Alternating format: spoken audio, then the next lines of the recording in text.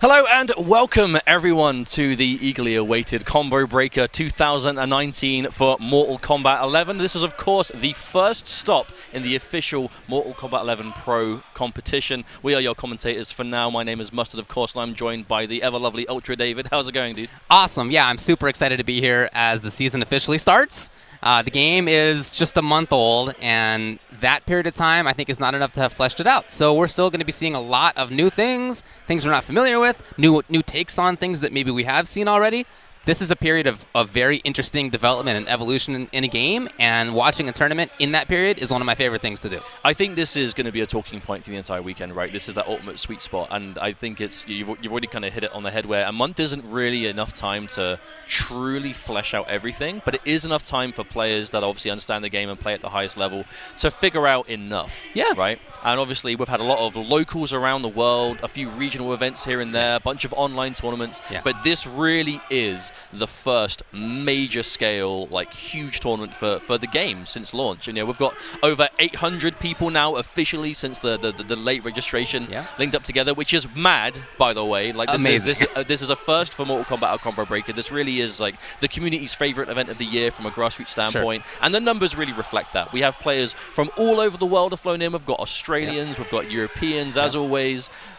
Missing a few names, from the roster, but the 99.9% here. The vast majority, and whoever wins this tournament, nobody else is really going to be able to say, oh, but X or Y wasn't there. Yeah, like there's such a giant gathering of almost all the top players that, I mean, whoever wins this is going to be, there's no way to say it's not legit. I think it's definitely fair to say that whoever wins Combo Breaker is pretty much the strongest player right now, because to win a tournament like this that is that stacked, that has not only just so many players, but a lot of different players from a lot of different games, right? Yes. We've got a lot of crossover from different communities, as always happens, at these early tournaments. But this is no exception. We have players, that I've seen in the bracket, obviously Punk, you've got Mena, K-Brad, Guilty, Goichi,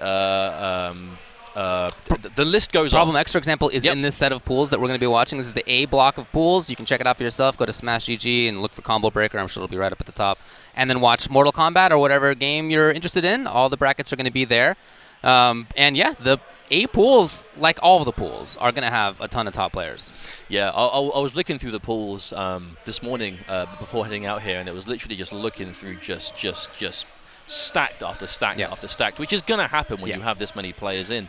But I think we should take a few minutes just quickly to explain to those of you at home, what is the MK Pro competition? It is effectively the world tour for the game, for Mortal Kombat 11. There are different events across the world over the span of the rest of the year. When you place well at these events, you obviously win prize money, as there is a prize pool of a substantial amount of money at every event. But the important thing for the players that are traveling to all of these different tournaments is you win points for placing well. The highest point earners qualify for a finals at the end of the year, where obviously you play for the biggest chunk of the global prize pool. Yeah, exactly right. Yeah, and this is the beginning of all of that. So the start, man, day one. It would be super helpful if you were a player to get a good chunk of points right now. You definitely want to start off on a good foot rather than having to catch up. Well, based from what we've seen, and obviously you had the Injustice Pro Series was the big one for the NetherRealm community to kind of start that kind of World Tour format.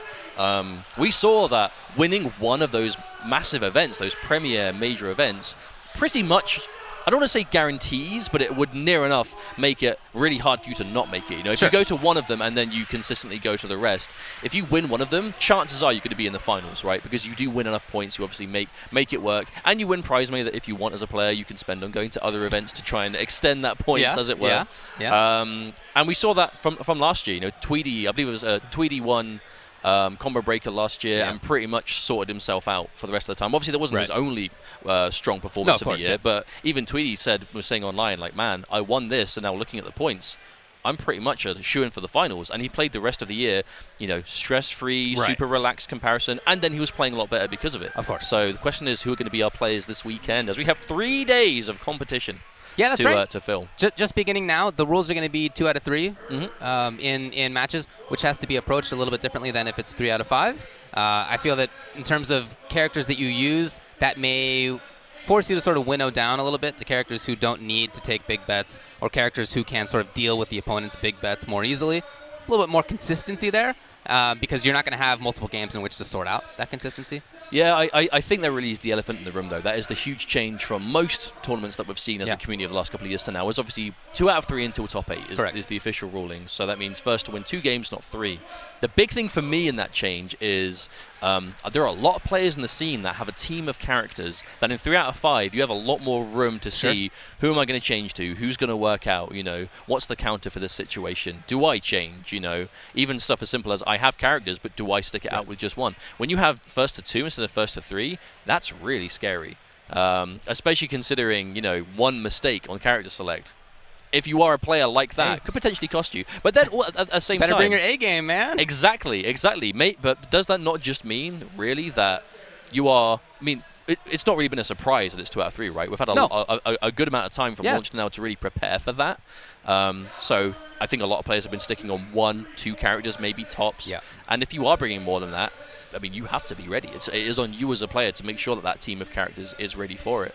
But even then, you know, we're going to see some craziness this weekend. I'm sure we will. I'm waiting for the unanimous load. I'm waiting for the Kotal Khan guy to make winners top 8. You know, and be like, hey man, I mean, I just haven't entered any tournaments yet. You know what I mean? He's coming out with all this stuff that we haven't seen the character do before. Right. You know, as we were saying earlier, it's only a month in, so we have some ideas about which characters are strong.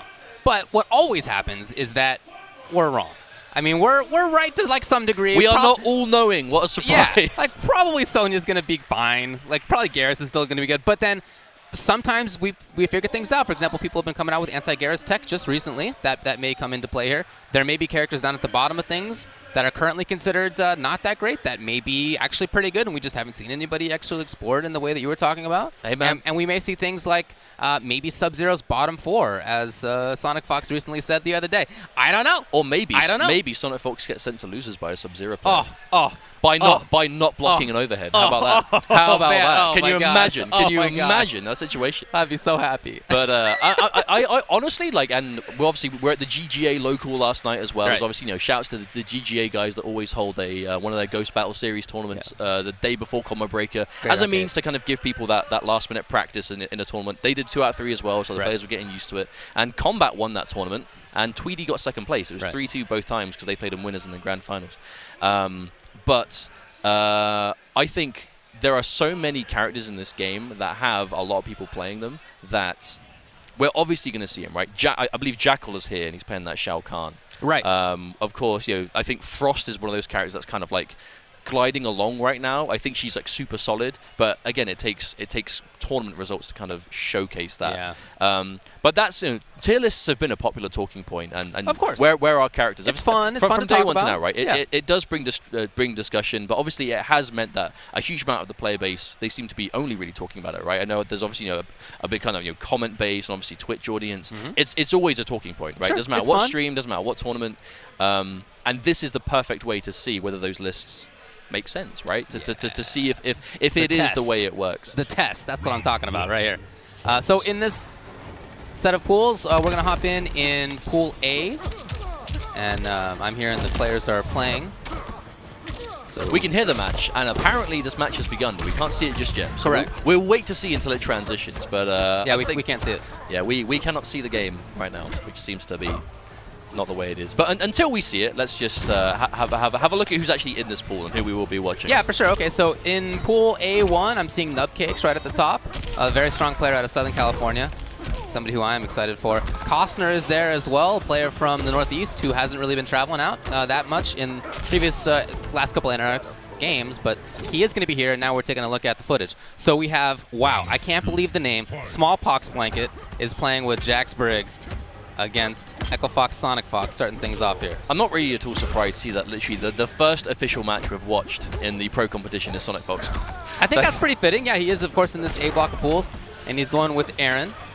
Of course, SonicFox just coming off his victory at the Summit as well, which was a very stacked exhibition, right, for players in the community for MK11. And he really did a good job of kind of showcasing what the game is looking like right now. And SonicFox was bringing this Aaron Black and just showing the absolute dirt. That 200 damage grab, that's so good. That acid has to be one of the craziest moves in the game, honestly. And that 20%, I feel like I point out every time because I'm not used to seeing a grab interactable do that much damage. Right. I think I'll get used to it, but I'm not quite there yet. So pretty fast one right there out of SonicFox, who, you know, of course, everybody expects to go far today, this whole weekend. one of the obvious favorites coming in. But that's for good reason, right? You know, Yeah, his resume speaks for himself. Like at this point, not only just in NetherRealm games, but in fighting games generally, right? He really has kind of proven himself as a fighting games player. Ooh, no. There's the crouch on the grab, but if you're going to make a big read to crouch or grab, you have to do more than a down one. Not going to quite get it. Need that big punish. Just a lot of harassment coming in by SonicFox right now. Wanted the crush. No. Oh, and there it is. Just this range game is not where Jax wants to be, especially against that. Well, when he hasn't got any heat either, right? It is going to be easy pickings for Aaron. No defensive bar. He's in big trouble if he gets touched here. Ooh, that hit confirm on the standing too. Okay, SonicFox. It's like bright and early in Chicago, but SonicFox is still playing. Yeah, right. He's been playing. He's ready to go. Oh, there it is. Okay, the start. Oh, of course. I mean, tried it before. This time it does work. Yeah, why not? I don't know. My man just got the crushing blow. He was like, maybe if I hit it again, it will crushing blow a second time. Oh, there we go. This is looking miserable for Smallpox. Still no meter to break away. I love that optimized error on corner stuff where you're using multiple options off the stance. It's so cool. And this is clean. Yeah, SonicFox 2-0. Relatively unchallenged, you could say. Mercy! Oh, no! He mercied him right at the start. Come on, smallpoxblanket. I mean, he's got Fatal Throw Blow. it on over him. He has a lot of damage. The problem is he just literally can't open SonicFox up at all. He's spinning the whole game from a distance, and it's just not going to work out for Jax from here, but SonicFox wants to keep it. Fox, all right. Playing the wet blanket over to smallpoxblanket's side. Oh, throwing it. Don't get in there. No. Okay, have you ever seen anti-air acid? I mean, we have now. I think, honestly, like, Aaron is one of those characters that the community is looking at as being a contender for a top character right now, for sure. Of course. But I feel like SonicFox is obviously... it's weird saying legacy considering it's only been a handful of years, but he was a NetherRealm guy in MKX, right? He was kind of the real premier player of the character early on.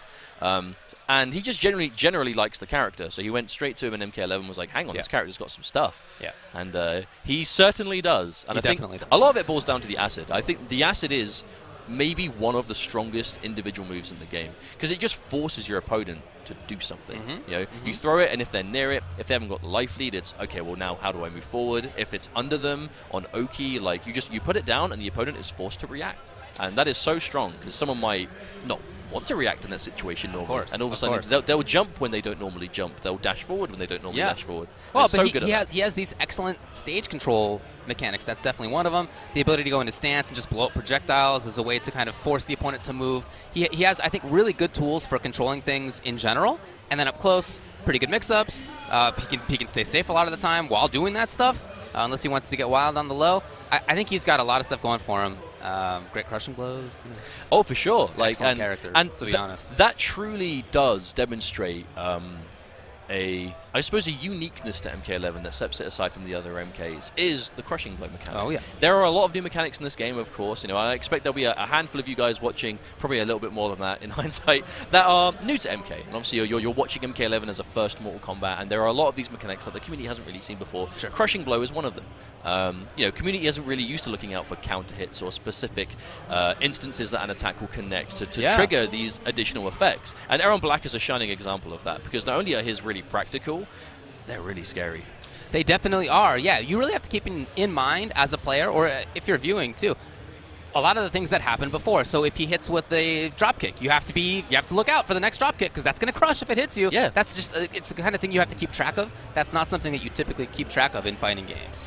Well, it also means you have to keep an eye on, you have to know more about other characters. Oh, yeah. Would, right? Oh, yeah. It's very knowledge heavy. Because you have to know what other characters' crushing blows are also. So, for example, there are many characters in the game that have crushing blows on their throw. So if you take the wrong direction, his next throw, if it connects, will then crushing blow. Correct. But some characters is both directions. Some characters it's just one direction. And if you don't know that, you're going to get just chewed up for days. That's right. Yeah. For the characters who have it on both directions, it's just going to be another mix-up, right? It's just another 50-50. But on the characters who only have it on forward or back throw, you have to know that, because that's what the opponent will prefer to get, which means they're going to go for the other side, right? They're going to try to, right? But that's the thing. If you're one of those characters characters that has one direction, or if you have both and you use one of them, and then you find yourself in the same situation, do you go for the crushing blow, or do you see the other direction as pretty much a free throw at that point? But speaking of new mechanics and older guys, GJ Fillpops, my man has been around since the MK9 days, taking on Webb. Now, Fillpops, a noob Cybot player from MK9, and To no surprise, playing Noob Saibot again in MK11. The character is very different from his MK9 self. I think MK9 was a bit more gimmicky,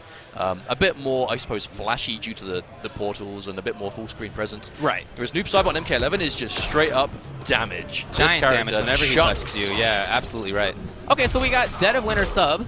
This is the characters we mentioned before that SonicFox. Oh no! SonicFox doesn't really believe in.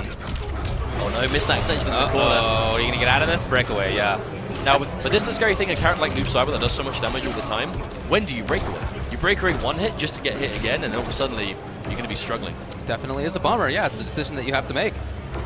Still, though, Fillpops managing to win so far. Now, of course, Dead of Winter Sub-Zero, you pick this variation for the Amplified Ice Ball. This variation can amplify the Ice Ball to destroy projectiles, makes this overhead combo into it, so it's very aggressive. Oh, there you go. And absolute counter zoning for just that reason right there. Unfortunately, you really do need that offensive meter in order to make this character terribly scary, but he's spent it on that. Oh, he went in! He went in with the overhead right in a fatal blow. And Fillpops gets dunked. Now, Sub-Zero, one of those characters that, if he's connected Fatal Blow, his combos don't do many hits before you're going to do the Fatal Blow, so the scaling isn't really going to be there either. So it's guaranteed to add a nice chunk of damage. And if they're on the floor, unbreakable. Hard read right there. Yeah, but that's the character. That's Dead of Winter sub. He has to commit to that overhead to be a scary character. It's why you pick this variation, right? If you want to be a bit safer, a bit slower, then you go for Thin Ice, but that's going to be a punish. Do we have the optimization? Out of there. Oh, he knew the breakaway was coming. That's going to be an option we see a lot this weekend. When you read the breakaway, take the down 2, because they're going to get armored out, and the down 2 does a chunk of damage. Ooh, jump kicks trading. Hoping to crush projectiles. He was on the other side of the screen there.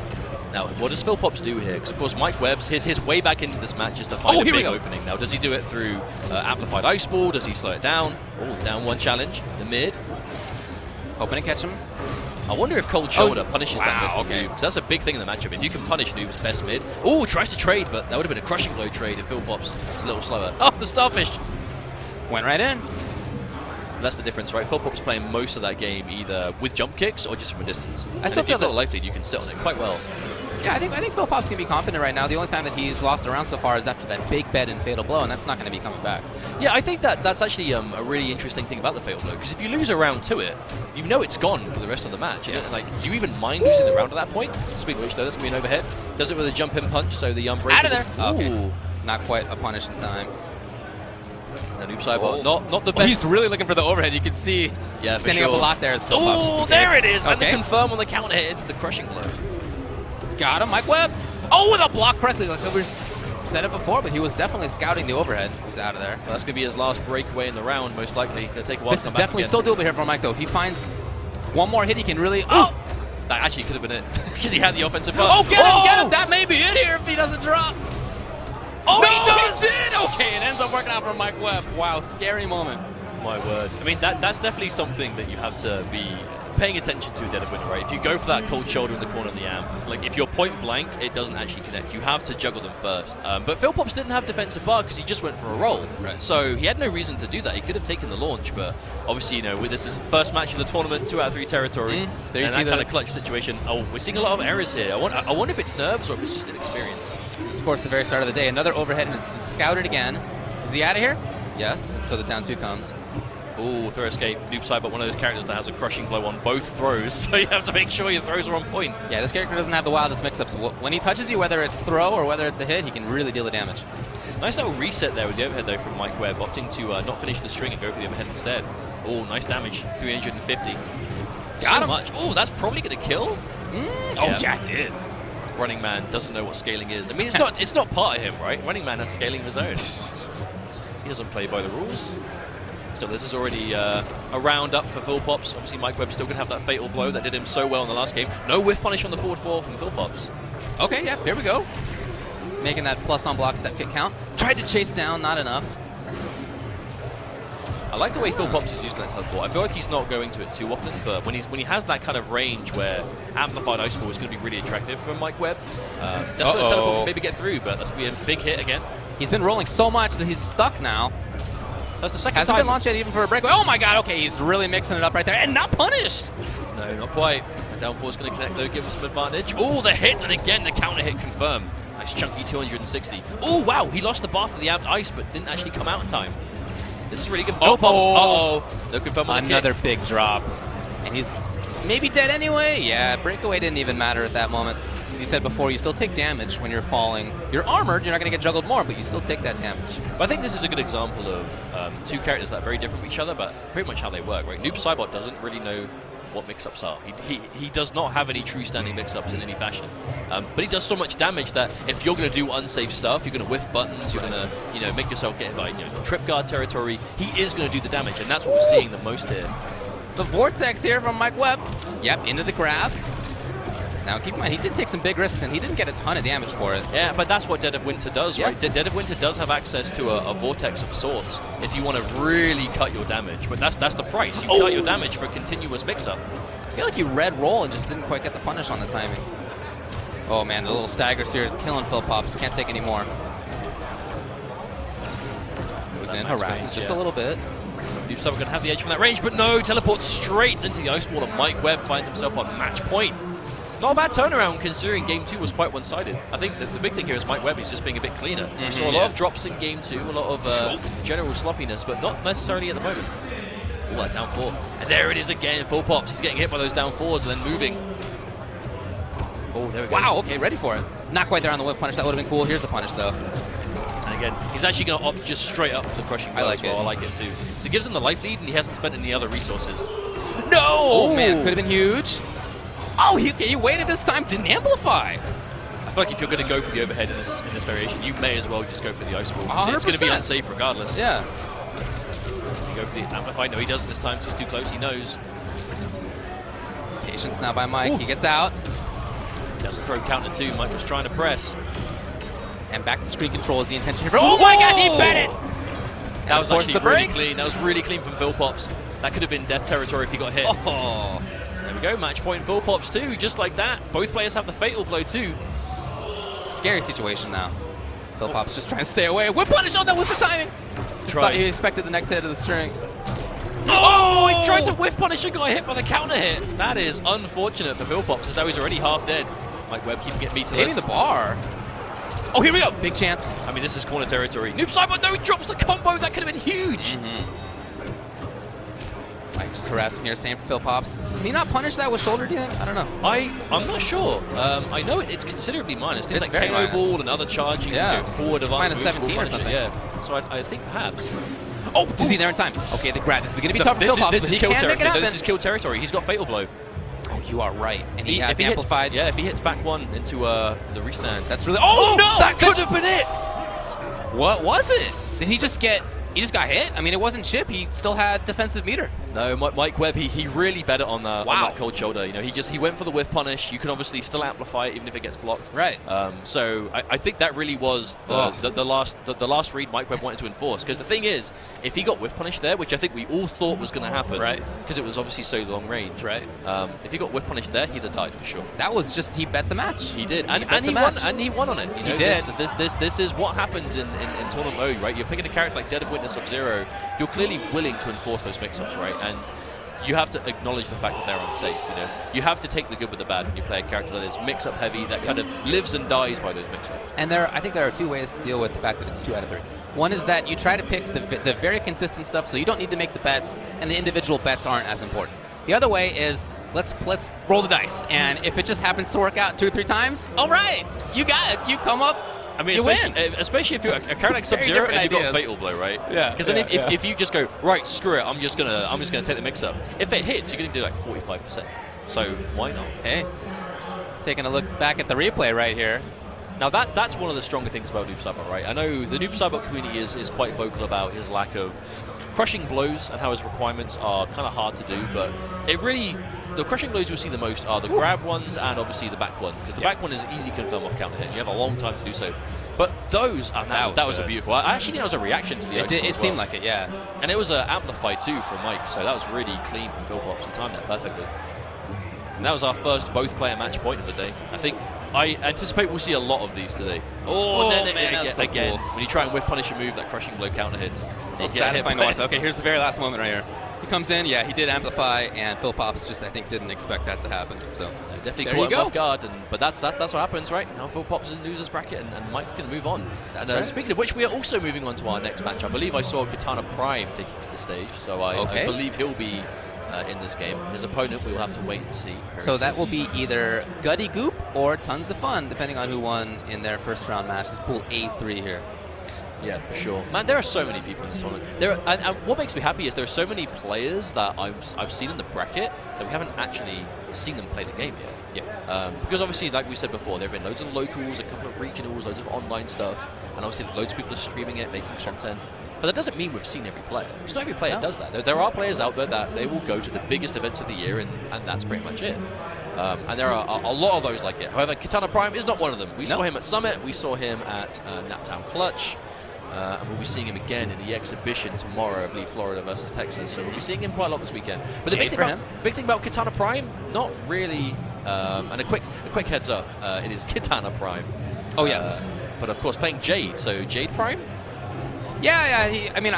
Did you talk with him at Summit? I'm very curious to know what's going on. Does he just not feel like he fits with Kitana? He isn't a fan with how she plays. Okay. Kitana is very different in this game compared to how she's been in other games, right? You know, she doesn't control the air the same way she used to. She doesn't have the massively long extended combos and huge damage.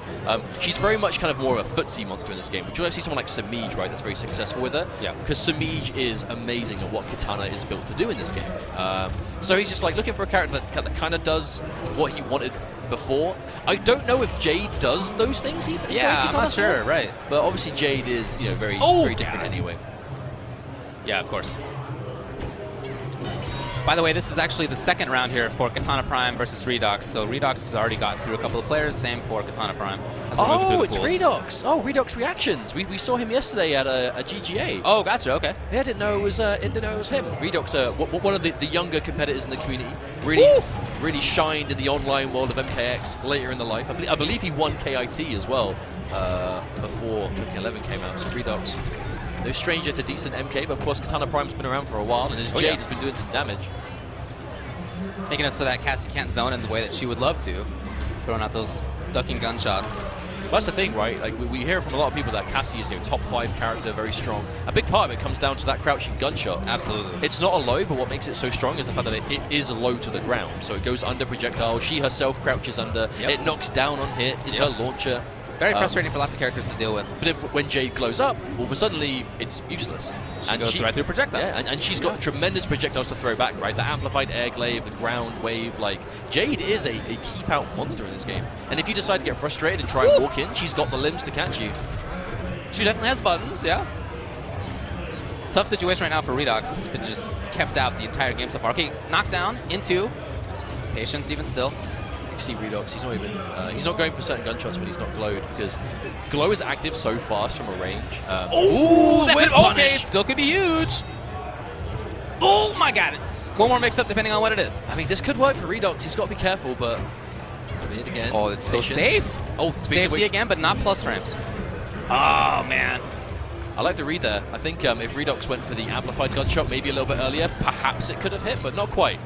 But KitanaPrime going to take that game 1 comfortably, I would say. I think that really is a style that works with Jade, is absolute frustration from range, because that's what it's meant to do, right? Keep away characters that are really strong from range. They're supposed to frustrate you. They're supposed to make you want to just come in and dash a bit more than you normally would, jump forward more than you normally would. And especially in a tournament territory where you get someone frustrated and you have the option to stop them, absolutely go for it. I felt that Redox handled it quite well, and he did actually get in the end, which is what you need to do.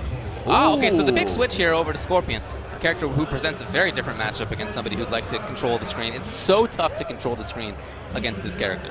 I mean, Scorpion truly is the scene go-to, age-old, legacy, anti-projectile character, right? It's teleport. It's always teleport for 20 years and still going. Yeah. They do a projectile, do the teleport. And I feel this is one of the best times that teleport's ever been, especially in Reborn. You have the cancels. It's super strong. So there you go. Instantly he's in. Oh, that late anti-air too. Oh, that was almost cool. Clean. Yeah, it was. Could add a little more. Again, you see KitanaPrime. That shadow kick crushing blow requirement, you just have to hit it twice. So as soon as you've been hit by one shadow kick, all of a sudden it's a threat. Yeah. But it's a high, so there's a mix-up to it, right? Oh, the crouch again! Redox, he's making all the reads, but his execution is failing him. Okay, so you see KitanaPrime dealing with it very differently himself. He knows he can't zone in the same way. He's got to control space through normals or just be pressuring. Ooh, oh, confirm? Yes! Okay, finally here from Redox, doing work. Yeah, not going to spend that extra bar, KitanaPrime. I think that's normally where you would spear, and a breakaway would have got the combo there for KitanaPrime. Going to get the throw anyway. Oh, the late anti-air attempt from Redox. Oh, no, not enough. Oh, he definitely can still do this. Looking for the stagger, looking for the crush. No anti-air. Oh, escape fail. Escape fail. Oh, this is trouble now for KitanaPrime. And the threat of the teleport is there. That's why he's on the side of the screen. He wants to react to something. I can't imagine KitanaPrime's going to give it to him. Well, he has no reason to. He's got a life lead. It's not huge, but it's enough when your opponent has less than 1% left. And there he is. He tried to press the button. Oh, that was a huge waste. That's a big bummer. Yeah, you don't need to do that. I mean, I think Redox is clearly playing a little bit shaky. I don't know if it's just like, jitters from being on the stage. Obviously, earlier he's a younger guy. Is experienced in tournament, but not by much. So maybe he's just, having some of these issues. But regardless, obviously, he took the round. The important thing is, better to waste a crushing blow if at least you won the round, right? The important thing is you got that win. Of course, if you have the crushing blow hold check on, you can decide when to do a crushing blow or not. I mean, maybe he doesn't have it turned on. I hope he does. I would expect that everyone here does. Yeah. I don't see a reason why you wouldn't use it, honestly. No. Unless you just don't trust your ability to confirm it. But they shouldn't be that problematic. There we came right back in here. I like that choice, right? That amplified glaive is really plus and hit, so KitanaPrime going to enforce that mix-up. Oh, here we go. Anti-air, boys. Out of there? Yes. This is dangerous territory now, because Redox still has the bar. Wasn't quite in time. Redox harassing, constantly threatening teleport. There it is. Ooh! Could have been a big hit. We've seen the big change in the matchup for KitanaPrime. We saw him just throwing projectiles all day against Cassie. Oh, Not the same here. He knows the matchup. Cannot do it here. The confirm comes. There's no breakaway. That's just the thing, right? KitanaPrime used a breakaway like 30 seconds ago, and he still doesn't have it back. That's how big an investment it has to be. He's going to be just alive? Just barely. He's got 2 defensive bars, so he can stay alive. And oh, no! What happened there? Oh, I like the choice. Risky. It was, but, I mean, we don't really see Jade players cancel too often, so not at all surprised to see Redox get caught out. Oh, that's going to be an easy punish, though. Breakaway. Oh, he drops the combo regardless. Wonder if that was going to be a breakaway bait from Redox, which is going to take the Oki, perhaps. Ooh, here we go. There we go. Big damage. Maybe again looking for break. I don't know. I feel like that was just a combo error. Maybe. He could have been looking for breakaway twice, but KitanaPrime didn't do it. No, yeah. Oh, this counter hit. Going to take the advantage again. Push back on 4-3-4. Very strong there for Scorp. Redox is playing clean now. He's really starting to tidy up. A lot more patience. Oh, lovely anti. I don't know. Not quite sure about that. KitanaPrime was going for something, but it wouldn't have been too scary. No. Ready on the tech here. Oh, big whiff! And the punish comes. Yeah, that recovery is rough. Oh, beautiful anti-air into nothing.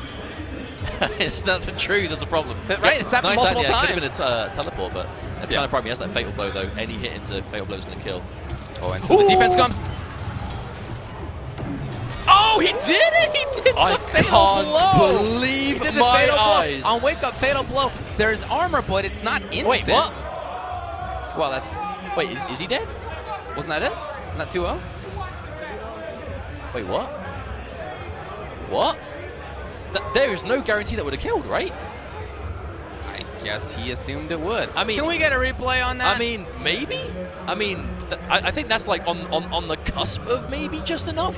I mean, regardless, we're not going to find out, because the thing is, even if it wouldn't have killed, KitanaPrime was like, well, I'll take it. No, of course. Like, it's I'll over. take that for Once sure. the opponent has paused in the middle of the game, it's over. Yeah. Yeah, that was questionable.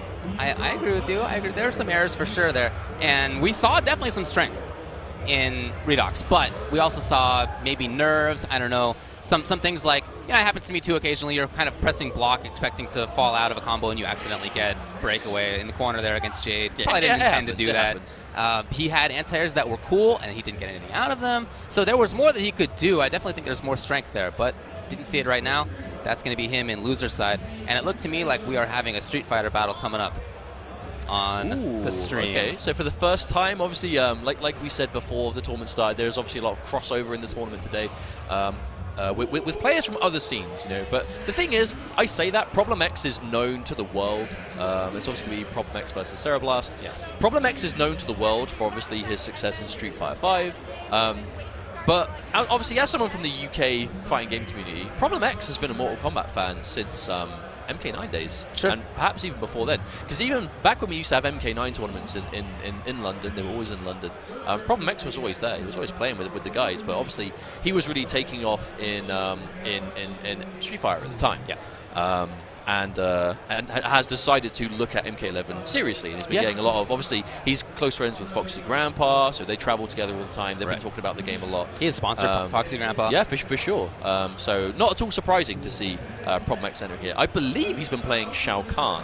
That's what I've seen him say on Twitter, but well, we'll see, I guess, what happens. And CeroBlast is actually no stranger to Mortal Kombat either. He got top 8 at Northwest Majors. He's playing Noob. Looks real good at it. We saw at Texas Showdown that he beat Chris G in the Noob Mirror, and it was a very tough pool that he was in. Almost made it out of the pool. So he's definitely no slouch in this game either. And that's how it is for a lot of players. I mean, you know, you sort of, in shorthand, think of a player as being, an NRS player, or, a Capcom player, or whatever. But in reality, almost all of us are actually playing multiple different games at the same time. For sure. It's rare that somebody is like exclusively one or the other. We're, in reality, actually just playing all the games, because fighting games are great. Well, the thing is, even if you only compete in one, you probably play others as well. Definitely. You know, which at events like this, which is so good for things like Combat Breaker, obviously, like we've got such a massive venue here. There are streams all over the room for different games. Obviously, you know, we are here year after year for NetherRealm. Obviously, it's been Injustice 2, it was MKX, and now we are here for MK11 with so much space. You know, this is the first time that we've had 3 days worth of tournament action spread across the Friday, Saturday, and Sunday. So Noob is what I expected out of CeroBlast on the left side of your screen. And on Problem X's side, it's Scorpion, assuming this is not buttons check. No, I definitely, even though I knew Problem X was looking forward to playing Shao Kahn, he's obviously been very vocal about how he doesn't think the character is very good. And he's definitely not the kind of player to really put himself in a situation where you know, he's forcing himself to play a character he doesn't believe in. He likes playing the boss characters. I mean, I've talked with him about this in the past. That's why he plays Bison. He's a boss character. Like, that's literally the reason. That's like an archetype in FGC. They like grapplers, they like mix-ups, they like bosses. Ooh, straight away. The read on it, that was right after the escape failed, so I think intending to get the crush there was Problem X, but CeroBlast with the great read. Oh my god, that was so nice. That's like the perfect way to stunt momentum from a crushing blow, is to just do it back. Great. Ooh. Oh, well, he just didn't expect the amplified version. There's a timing where you can punish both, but it's just a pretty tight window, only a few frames. And the issue is, obviously, if you mess it up, your punishment is getting hit by it. Speaking of which, crushing blow spent. This is going to be death. No, he drops it. Oh, man, and CeroBlast ends up doing it. CeroBlast from Western Canada. Yes, CeroBlast playing Noob for sure. Of course, just getting that checked out. Now the problem is, after a scramble like that, when you connect that full screen spear and you spend the crushing blow but then lose the round anyway, it's a lot of resources lost for that. Oh, tried to go for a raw down two, but got thrown out of it into the crushing blow throw. Still had it stopped. Very dangerous. The damage over time right afterward. And of course, one of the best chip kill moves in the game to seal the deal. Well, the thing is, whenever we see Scorpion, we're used to seeing Reborn. Reborn really is like the one in the public eye, but Searing Rage is no slouch at all. I think they're both quite strong. Here comes the punish. And a dangerous punish. Oh, he was looking for the breakaway, but that's not what came. Here we go. There's no breakaway meter this time. Oh, he dropped it again. We're seeing a bit of ropiness here. The 1+3 came out as a grab, unfortunately. Ooh, committing to the string. At this point, committing to anything unsafe is perhaps death. Yeah, right. I mean, he's got the breakaway, so I think he'll get one chance. Oh, the range low. It's not really a mix-up, but you're not looking to block the low at that range. Well, it's more of a stagger thing, right? Or more of a sort of like, I suppose, block timing thing. You're used to blocking the forward 3 and then getting a poke in or something, because a lot of Scorpion players will end it there. But obviously, if you're going to finish the string every time, oh man, a hard read comes out, but it'll come back. Don't worry. Yeah, but going to take some time. That's going to be. Oh, he could have done. Oh, I'm sure he could have blocked and punished. He's got a fatal blow back. Oh, that's got to be death. No, he missed the punish again. Oh my god, what a scramble here among these. Oh my god, and just the ball comes out, and it's enough. CeroBlast takes the game. Wow, what a crazy scramble. No, CeroBlast they're going to come off better in the spaghetti fest at the end there. But I think that's going to be important, right? Like early pool play. These are two very aggressive, heavy-hitting characters. Yeah. Obviously, Scorpion a lot more in your face, but Noob Cyborg going to just take the damage when you can. Okay. Trying to load up the extra damage on the kunai. No, did not work. Now, I think Problem X is almost like poking with that, because from max range, it's not an easy punish. You need something quite specialist to get a punish on it. Right. And if he's got the spear buff active, the chip is going to be quite considerable. And he does. Ooh. Oh, that could have been blocked. Yeah, CeroBlast showing a lot of unfamiliarity. Okay, there's no breakaway here. Make it good. Oh, he tried to, again, he tried to go for some of the higher damage combos, but the drop there. The hard stuff was the intention. I mean, it's worth going for. It does give you close to like 40% and above if you get them on point. But again, CeroBlast... 432's killing him. Yeah, very much not ready for that. And again, yeah, just straight up, like, Problem X at this point, you know, is just like, right, he has not fought this character before, so I'm just going to do this every time. CeroBlast. Obviously, that is the string, you know, the advancing kick into the spin. It is overhead low, so it's mid, overhead low, and you have to be ready for it. Oh, get him! Well, kind of a hard conversion would have been. Here's a confirm. Break, of course. And a bit of harassment. CeroBlast trying to move forward. Hard to do in this situation. And down 4 into chain spin too. We've seen Problem X really getting a lot of mileage, especially when he has the flame box. That's 15%! I feel like I've never seen somebody use the chain this much in a tournament match. Well, again, like, it's if you can't punish it from that range, it is a good poke. The problem is, I mean, and you're not even going to jump on it either, because obviously if you jump, you're just going to get anti-aired. Oh, he tried to go for it again, but another drop. And Problem X saved the bar as well. He didn't believe in the combo. Oh, just the last hit. CeroBlast, he's trying to get something to work, but it's not quite paying off just yet. No, has not worked. Problem X now all of a sudden very slow, and that's something that he can really do in any game that he plays. He's so great at offense, and then also he can slow it down. Right now, maybe in trouble. Oh my god, what a hard read on a hop. Oh, and then the down 2. Punish! Okay, back throw. I'm not sure that's dead. No, he's not dead. He is alive. He can chip out with anything. Anything. Okay. And Problem X, I think perhaps that was a read on like a neutral jump on wake up, but there was no reason to do that because Problem X didn't have the resources. Oh, he's gonna get caught. With punish with the wake up, throw escape. Just building some space for himself there. Great little stagger on the timing. I mean, that string by itself is going to be 160 every time, so that's going to get away from you. No breakaway from Problem X if he doesn't mess this up. Oh no! Another drop. CeroBlast. Usually very strong in execution. No, there's no breakaway. Another chance comes. No! CeroBlast! Another opportunity. He doesn't have offensive bar. Okay, doesn't actually need it. That's going to be 2-0 for CeroBlast, sending Problem X to loser's side. As I said, when I've seen CeroBlast play, he's looked strong. This is the first time I've seen him drop as much as he did when I've seen him play at Northwest Majors and at Texas Showdown. He was very consistent with that stuff. No, well, I mean, to be fair as well, like, it's not like he was getting... It was like he was really losing anything but the damage for dropping it, right? Because not only was, obviously, he was dropping the majority of the combos, we only saw it so many times because Problem X was doing a lot of teleports on block, you know, a lot of risky stuff. Which I feel like was his downfall in that match. When we saw Problem X in control, it was kind of, you know, from a longer range when he's poking out with, you know, he's kind of playing footsies with a chain spin. He's trying to get the most mileage he can out of the damage on hit, or maybe if he's just blocking it just to add the chip up. And then when he's going for like that down 4 harassment. But when you start playing point blank and you start getting a little bit scrambly and you start throwing out those teleports, that's where the variation comes a bit different. Because you have longer range options in the chain spin, but you don't get the teleport cancel from Reborn. So if you are going to go for the teleport, it is a big commitment, because you will die for it, especially against Noob Cyber. I was going to say, I feel like that's a particular character that is tough to take big risks against, but that's not actually how it played out because there were so many big combo drops out of CeroBlast. He didn't actually get the big punishes all that often. Which might be why Problem X was opting to go for them as well. Maybe. So he's like, well, this is risky, but he's dropping everything, so it's not as risky. But the problem is, like, even if he drops, you're still taking like 20% before the drop, which is as much damage as some characters will get. For sure, as a punish, so maybe not quite as scary. Regardless, though, another game down. So we're moving through the pools a little bit here. I see that Destroyer has made his way through into winners semis of his pool. Coosco looks like he's doing good work. That's no surprise. CeroBlast as well. That's all in Pool A2. In Pool A1, as I said, Nubcakes, Cossner, a couple other players are in that pool. Oh, speaking of Nub, here we go. Now, Nubcakes is one of those players that we saw a lot at Injustice 2. I have not seen him play this game yet. I know there's been all sorts of locals around, especially West Coast. But I haven't been able to watch a lot of them live. So when I've seen him play, it's been with Baraka. I don't know if he's still sticking with the character, but I played with him a little bit early on. I mean, literally week 1 kind of thing. And that's what he was using. I think Baraka is super solid, you know. I really think he's one of those characters that we all knew he was strong because he was so good in the beta.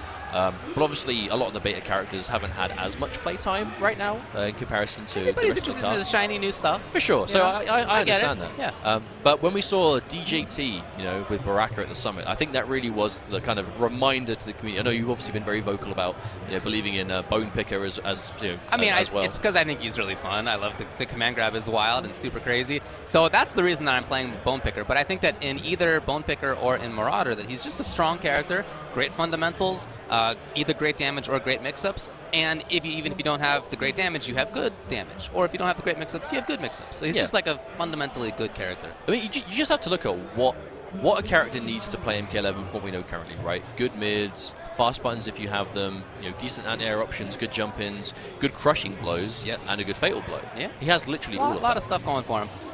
Hopefully he will pick the character now. We've talked about it so much, but I heard a Kitana at least selected by one of them. He's playing against Torball here. I can hear someone eating someone else in game, so it's probably Baraka. Mortal Kombat, man. I mean, I said that with a straight face because I'm like I've said worse in context of this game. Ain't nothing, dude. Don't worry about it. You watch a Kano player and he does a brutality. There's something you can't avoid. All right, what does he do? All right, well, I think they've just Baraka been... after all, and it's not going to be Kitana, it will be Scorpion.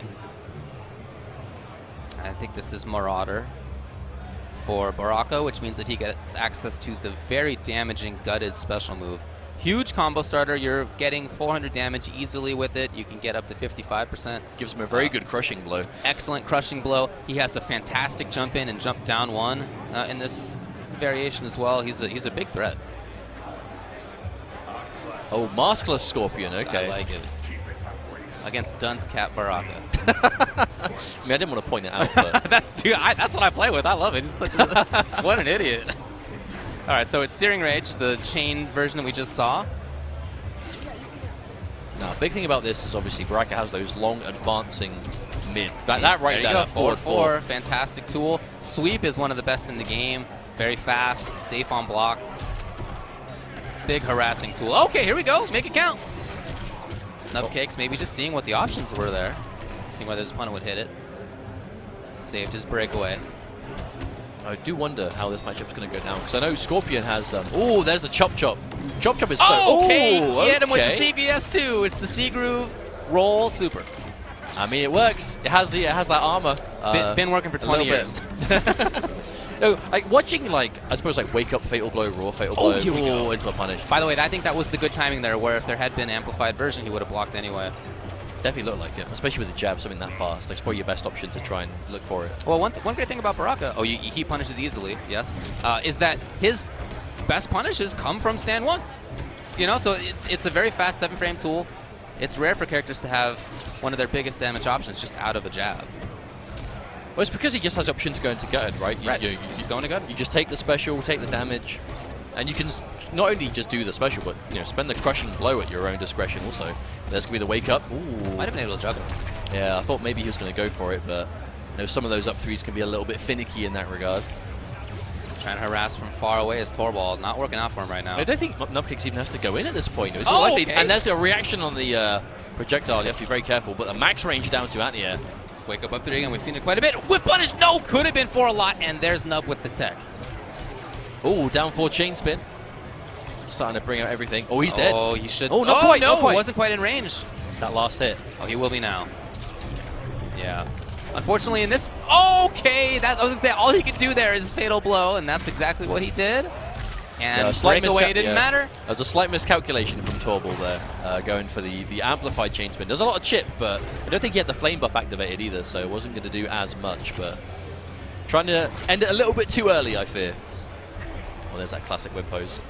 I like it. So many characters have that. It's so clean. It's like the same angle and everything. Do we see him change or rematch? I mean, it was a closer game. Obviously it was 2 rounds straight, but Torball played it well. He just was a little bit too preemptive at the end there. You have the option to chip out in this game. Obviously, with the introduction of things like Last Breath, it does get a little bit more dangerous still. Wow. What was that? Amazing start. Round start, sweep, gets short hopped. Okay. Genius start. That was like Matrix. Galaxy brain start. Oh, down the chop. It's just so annoying to have to deal with Chop Chop right there. It's technically unsafe, but you have to guess when he's going to stop mashing on the buttons. Yeah, there is no one-size-fits-all punish unless you've got Fatal Blow, which he does, but I don't know if it's worth it. at this point, right? We just did a jump too. I wonder if that was like a flawless block read. Super, super safe stuff from Nubcakes. I mean, again, I guess technically punishable, but it's just very tough to actually punish Chop Chop in reality. Safe until proven otherwise. Correct. Oh, okay. And there's the block. Even that's quite a nice chunk of chip. Max range sweep into the... Ooh, nice conversion on the jump kick. No bar spent and still did like 24. Like almost 240 damage. Oh, that's a punish. Oh, no, could have had a lot. no. Very punishable tool. And again, back to the safe play here from Nubcakes. Okay, Torball brings out the chain, gets a little bit of damage for himself. I like how you used the chain on hit to get the buff activated, but just got hit immediately into a throw. This is very quickly slipping away from Torball. Okay, oh, lovely. Okay, again. the grab at least. He's going to do a bit more damage thanks to that buff. Oh, no! Oh. I'm not sure what the intention was right there. Whatever it was, he's in big trouble. Chip! Oh, he tried to punish. And that's Chop Chop for you. That's Chop Chop. It's been Chop Chop forever. It's still that way. I think that really was the big adjustment from Nubcakes there, though, was Game 1, we didn't really see Chop Chop at all. Game 2, we saw it almost exclusively. Because, I mean, why not? It wasn't punished a single time, so it's clearly going to work here. When you've only got one more game to win, that is the best possible time to bring out that kind of stuff. But Nubcakes going to be moving on. Yeah, and pretty solidly so. Looking good out there. One of the best players from the SoCal region. Happy to see that he has come out here. I think he's a big threat. He's a guy who has been strong for the last couple of NRS games, but just doesn't get to travel all that often. So I'm really happy that he is out here trying to prove himself.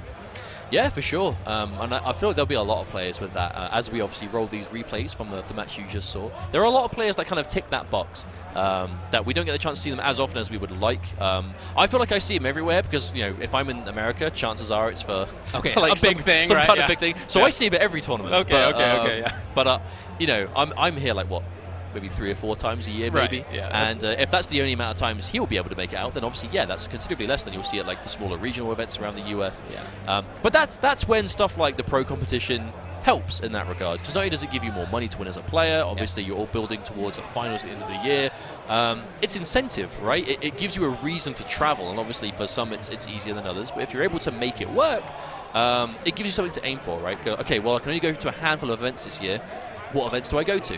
Oh, there's pro competitions happening. What events are on the pro competition? They're the ones I'm going to travel to. And you can see a lot of people have traveled to this one. As we were saying earlier, about 800 people have entered. You're taking a look at the crowd and some of the competitors right there. I like recognize every face. We've got Jer Vs Nivek coming up. Obviously, see Ketchup, Euphemism in the back. We saw Big D there.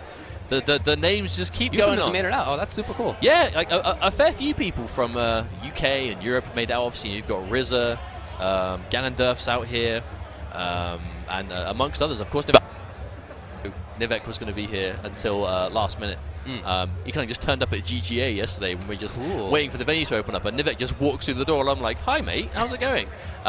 Unfortunately, I don't think we're going to be. Of course, yeah, Nivek from Greece. I'm just used to saying his name and just assuming that it's common knowledge. Probably. But of course, Nivek known for Raiden, MK9, and MKX. Not playing him this time. Not a believer. Okay, understandably. Who is he using instead? Cabal, apparently, which I think is a great pick for someone Nivek. Cool. Very footsie based, very whiff punish heavy, very solid. You know, Cabal is one of those characters that I feel like is kind of gliding under the radar a little bit. Well, we were just talking about characters who are in the beta and how in the full release of the game, people are trying all the other characters out. And I feel like almost for the same reason that people aren't thinking about Cabal as about Baraka. Very strong, was amazing in the beta. Toned down a little bit in terms of the moves that he has access to, but he's still, I think, very strong. I mean, again, strong fundamentally. He just has what you need to win. But a big thing that Cabal has going for him, there are no gaps in any of his strings. He pretty much doesn't have to worry about being flawless blocked on his own offense if he's committing to strings, right? If you're trying to go for mix-ups, all of his strings are safe, all of his strings have no gap. So I don't want to say he is... try to think of the right word. I don't want to say he's not risky to press buttons with, but not having to worry about being flawless blocked, not having to worry about being unsafe when you commit to a string. It does take a lot of pressure off, which means you can obviously concentrate on other aspects of the match. But of course, he's got those long buttons, those strong mids, that fast forward 4, the long range back 1. Amazing buttons. But one thing he does lack is no true standing mix-up. But you know, he makes up for it in the fact that obviously the main variation you see has the low hook, which gives him that crushing blow for damage if they block it wrong. It is a mix-up. It's pretty risky mix-up to bring out. It's not something you see terribly often, but low damage too. It's very right. much just there to be used but not abused for sure. Right. But I'm going to be coming up against Jer, who I know again. We've seen Jer for quite a while in the community. Oh, yeah. Across various games, obviously making the trip from Canada with some of the boys. I don't know who Jer's been playing. I haven't seen him play the game yet. But we'll find out very soon, I have no doubt. But Nivek, it feels he's one of those characters that players, he's so known for a character, it's weird seeing him not play it. It's like when you watch Honeybee pick anything that isn't Devora. It just doesn't look right. But then he picks Devora, and then we're all reminded why he doesn't, because the character is probably one of the few in the game that I think is unanimously agreed that she isn't great. A little in trouble. Yeah, for sure. Not but the strongest. Who knows? Maybe we'll see Devora do well this weekend in Nivek. Oh, Nivek settling himself down right there. Of course. And is he going with Cassie after all? Oh, no, okay, that's, I guess, Jer, Cassie. Oh, cool, yeah, of course it's Cassie and Jer. He played with MKX, yeah, of course. That makes sense. This would have been a fair assumption. She is a pretty different character. You know, much slower, great at screen control. Yeah, she does not play the same. Well, obviously, MKX, she was known for kind of strong 50-50s as a main thing. You know, good mix-up game, high damage. This game, it's more of a... Because she had good footsies in MKX. Sure. She had good mids. She had strong neutral. It's like that's the element of the character they really wanted to focus on in this game. Because obviously, if you want to play a Cage family member with good mix-ups, just pick Sonya. Right, you know, for sure, yeah. Go to her mum and be done with it. But obviously, Cassie has the strong mids. She has good footsies. That low shot is really strong. I imagine we'll see a lot of that here. But of course, it's going to be Cabal. Can we talk about that mask on Cabal? It's pretty cool, isn't it? That's cool, yeah. I really like young Cabal, like, visually. This version has, like, the coat with, like, the big collar. I absolutely love it. Cabal has some of the coolest, like, headpieces in this game, I think. Just a really visually cool character. Oh, big beautiful jump timing right there. I'll just keep it meatless. Oh, no. Back into the corner. Spin the bar. Yep, that's what he preferred. That's a lot of damage for what it is, too. That way it's straight up to, like, almost 280 damage. Right back into the corner. Love that throw animation. Oh, actually whiffed it. I feel like that's so difficult to whiff. He just goes so far, but indeed, that's what happened. That was clean from Nivek, too. He went for that down two at the end, knowing that Jer wasn't really going to be able to break away until the saw hit, so a lot of damage confirmed. No breakaway here. Ooh, okay. Nice damage confirmed, 270. Huh. I like that whipping the jump normals because you can still cancel into the air saw. So if you do see the jump normal connect. There you go, yeah. Very nice. You're really covering a lot of time when you're doing that. You're covering your time on the way up and you're covering your time on the way down. There are some characters that can do that. Obviously, it's not universal across the board, but if you can make the most of it, I think it really complements the rest of Cabal's moves. Oh, there's the wake up. Nivek playing very clean right now, but Jer definitely not getting stomped. That was a close round. There's the minus frames. Overhead. Yep. Confirm. Out of there. And tried to delay things. Jer was ready for that. Didn't get a whole lot out of it, though. Oh, nice air guns from Jer. Now, this is what Jer needs to do, right? He needs to keep that distance. Yeah, just keep the character out. That's the intention right here. Slow play. Oh, lovely stuff in the air right there. Nivek reacting to the low gun shot with his air blade. The scary thing we're seeing, though, is obviously Nivek has been jumping in with, like, max range jump twos, which obviously is when he extends the hook sword, right? And it goes so far. And if he hits it, he can confirm it. Speaking of confirms, going to see the Nomad dash come through. The saw amplified. Keeping things a little bit easier here. 280 damage, very clean. Oh, there's delay! Again, yeah, I love the timings twice in a row right now. That timing has worked out great for him. Oh, that hit could have been a fatal blow. At this point, Nivek can take the game if he gets a confirm, but Jer's going to know that. That's that mid challenge. Oh, Jer! Ooh, the safety has no choice. Yes. Oh! The threat of that fatal blow is constant. I was literally just about to say. Like, at all times, once he has it, you have to be considerate. Is he dead? I think that's it. That last little hook doesn't actually do a huge amount of damage for what the move visually looks like. But as you can see, that fatal blow, the way that I feel about it is that it's invincible, right? So it goes around the other side of the stage. Before he runs off stage, he can be hit, right? There's armor like usual. But once he's off the stage, he's not there to be hit anymore. So whatever you were doing is not going to matter. Especially if he is already right through screen, right? Like if he's already standing at max range, he doesn't have long to go before he goes off the screen. Against someone like I don't want to say slow-moving gunshot because it's not slow, but in context to the beating the fatal blow, compared not to fast that, enough. Yeah. Cassie's drone looks like a fat cat. It kind of does. Like she's being controlled by a little critter in there or something. Oh, goes for the low. Oh, no, didn't go under in time. So you have to do it quite early, it seems, to win. And that's a nice air gun. I like the full screen game for Cassie, right? If you do the low gun enough, if you go under, if you make the read on the air saw, you can go for the projectile. I think from a range, you have the tools. It's just Nivek is playing the stronger mid-range battle. Oh, busted! That really could have been a lot. And punish could have been there as well by Nivek. Oh, and there it is. That's something of matchup knowledge, right? If you get launched by, if you get hit by a Cassie and she goes for the gunshot, if you break away before the amplified guns hit you, you don't get launched in the air first, so she doesn't get Oki. But obviously, that's a commitment that you think she's going to go for the amplified, so it really requires you to know they're going to go for it. Nivek having the matchup knowledge. Keeping it slow here is Jer. That's the intention. Ooh, whiff grab. Underneath. Okay, just a little bit of chip for him.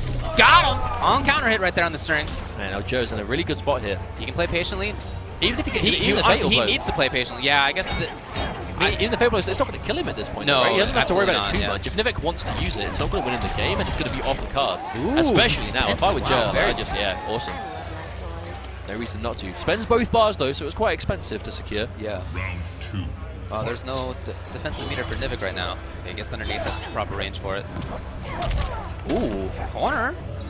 this is bad for Backing Jer. off. Interesting. We're seeing him make the most of these rounds by having the distance, but obviously he's got that corner creeping up behind him. Is that enough space to work with? Going to keep it safe? I like that too, because it's a good way of not only you keeping yourself safe, it's free side switch on block. Yeah, super useful to have something like that that switches your sides on block mode. Confirm. And not breaking away. He has before every time. Not there. Oh no, because you wanted to save it for the wake up, which got immediately thrown out the roll. Now I wonder if that's why Jer went for the grab, right? Oh, he went for it again, but Nivek too wise for it. No breakaway from Joe, he's going to hold on to it. Yeah, at this point, he can now save it to stop the fatal blow kill, unless he gets a standing string, which might be no. I think he maybe went for it. Yes, right in. That's going to do the trick. And no breakawayable option. Well, the thing is, I think he could have breakawayed after getting hit by the 2-3, but there was no way to actually avoid the fatal blow. So Sure, I think Jer knew that, so it's just no point even trying. There's no way it would have worked. Would have lost 2 defensive bars for no reason. I think that's going to be like one of the next levels of the game, right? Is a lot of people will still kind of like naively go for fatal to break away fatal blows in certain situations, even though you can't. I feel like that it's such an investment to do as well. Because if you get hit by fatal blow and lose the round and lose your both defensive bars, it takes so long to come back. It is no good. Ooh, I like the idea on the anti-air there. No, tried to meet him in the sky, but as you said, that jump 2 is amazing. Looking for breakaway. I don't know if it was likely from that range though. Looks like Nivek hit it a bit of a wonky angle, so the follow-up would have been a little bit more tricky. But I guess Jer, obviously he's back to the ball now. This is match point Nivek. We have to remember it. He's got less than half a life bar left. Pressuring. Just being careful. He's not pressing anything. No, super cautious. Nivek's been fishing for those mids for a while now. Oh, got a walk down. Any damage is big damage right now. Okay, now Jer's got fatal blow, but it's one of the little tougher to make it work. Yeah. Not nearly as strong. Okay. Oh, punish. That would have had a lot more. Yeah. Hit him on the way down from the saw. If you do manage to kind of thread the needle and get through it, you make it work. Oh, that cannot afford that. Oh no, that's 2. Nivek now just hoping for a low gunshot and for the air. Okay, that was chip avoided, as you can see there on the left. Oh my god! Ooh. Okay, was that the greatest read, or was that actually supposed to have just been wake up 2 and he got jumped 2 instead? So, actually, legitimately, I spent a long time early on thinking that was just people messing up wake up attacks. Yeah. But the more I see it, the more I think, and especially we saw a lot of it at the summit, if someone goes for like a very late jump on your wake up, they're not going to come down for a long time. No, so if you go for an instant jump attack on the way up on your own wake up, it's going to work in that sense.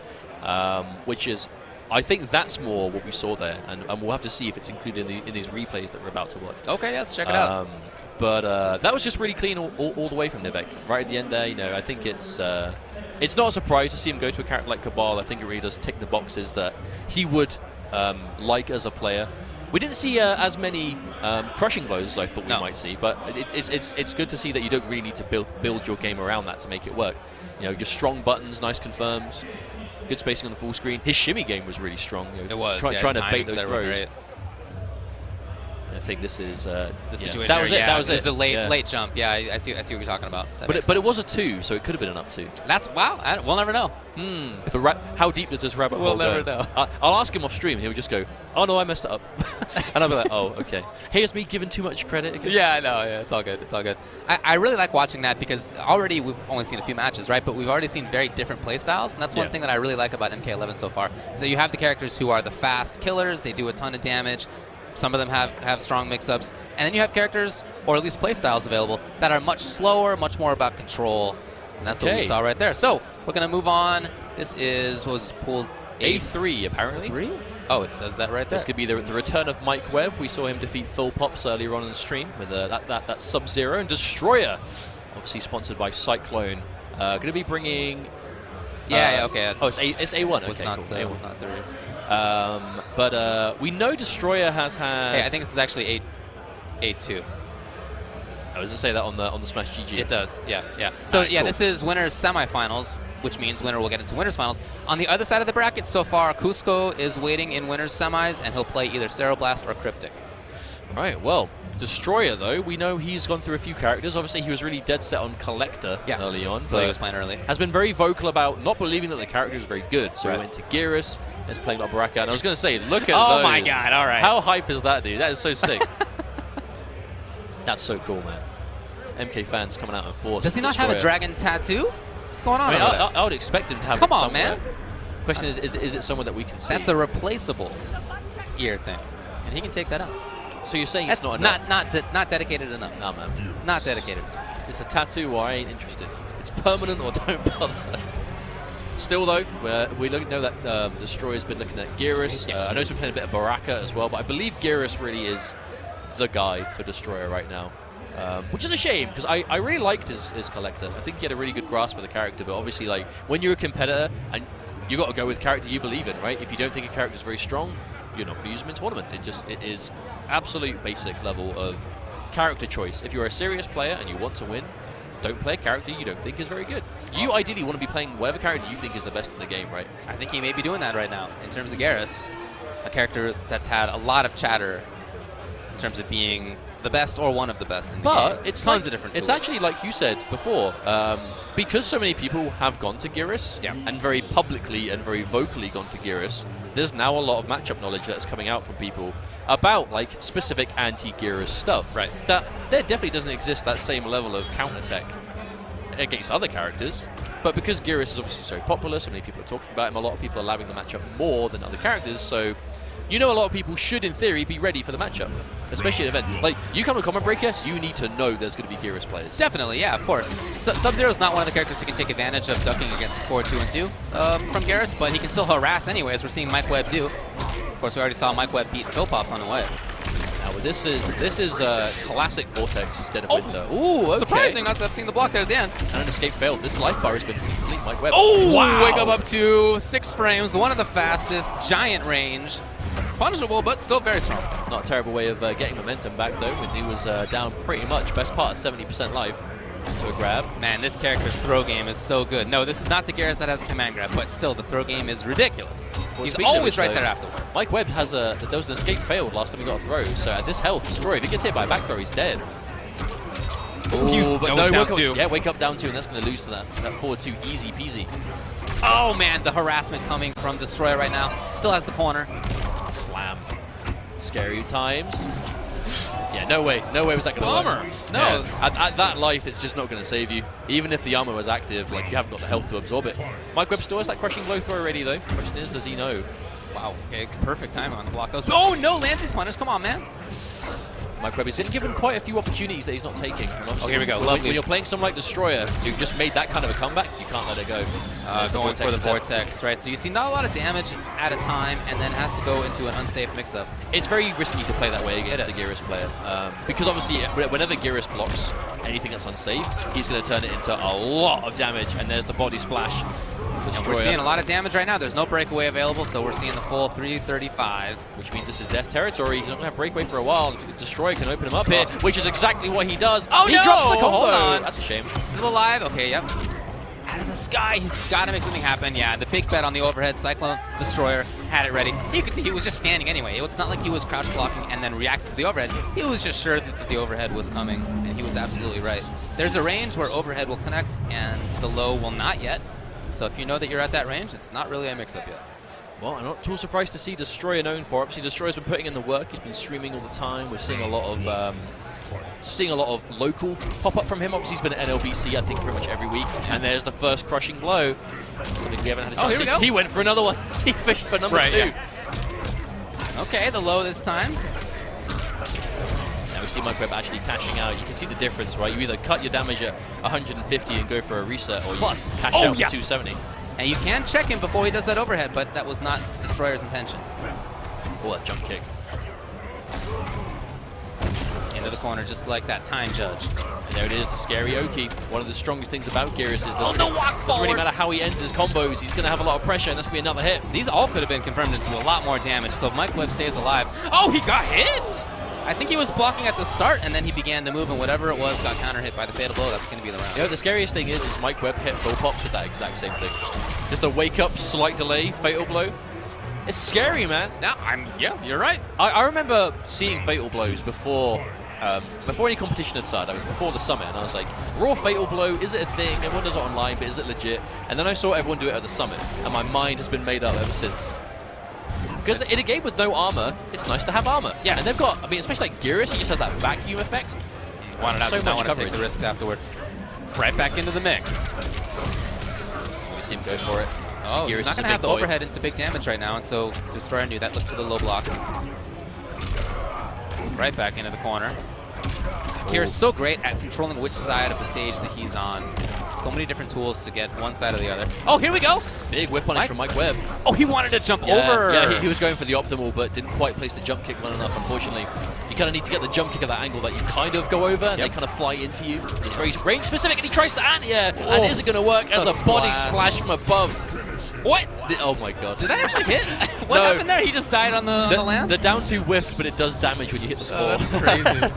That's the one that killed. Well, anyway, that's it. So Destroyer makes it into winners finals of his pool. That, again, is pool number A2. And on the other side, like I said earlier, Coosco will play either CeroBlast or C88 Cryptic.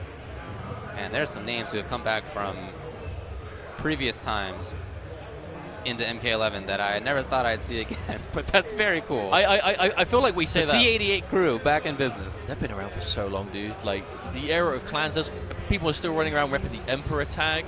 You got Emperor guys, you got C88, and I'm sure there are many more. I feel like the general I'm not going to say NetherRealm scene here because this goes back even further.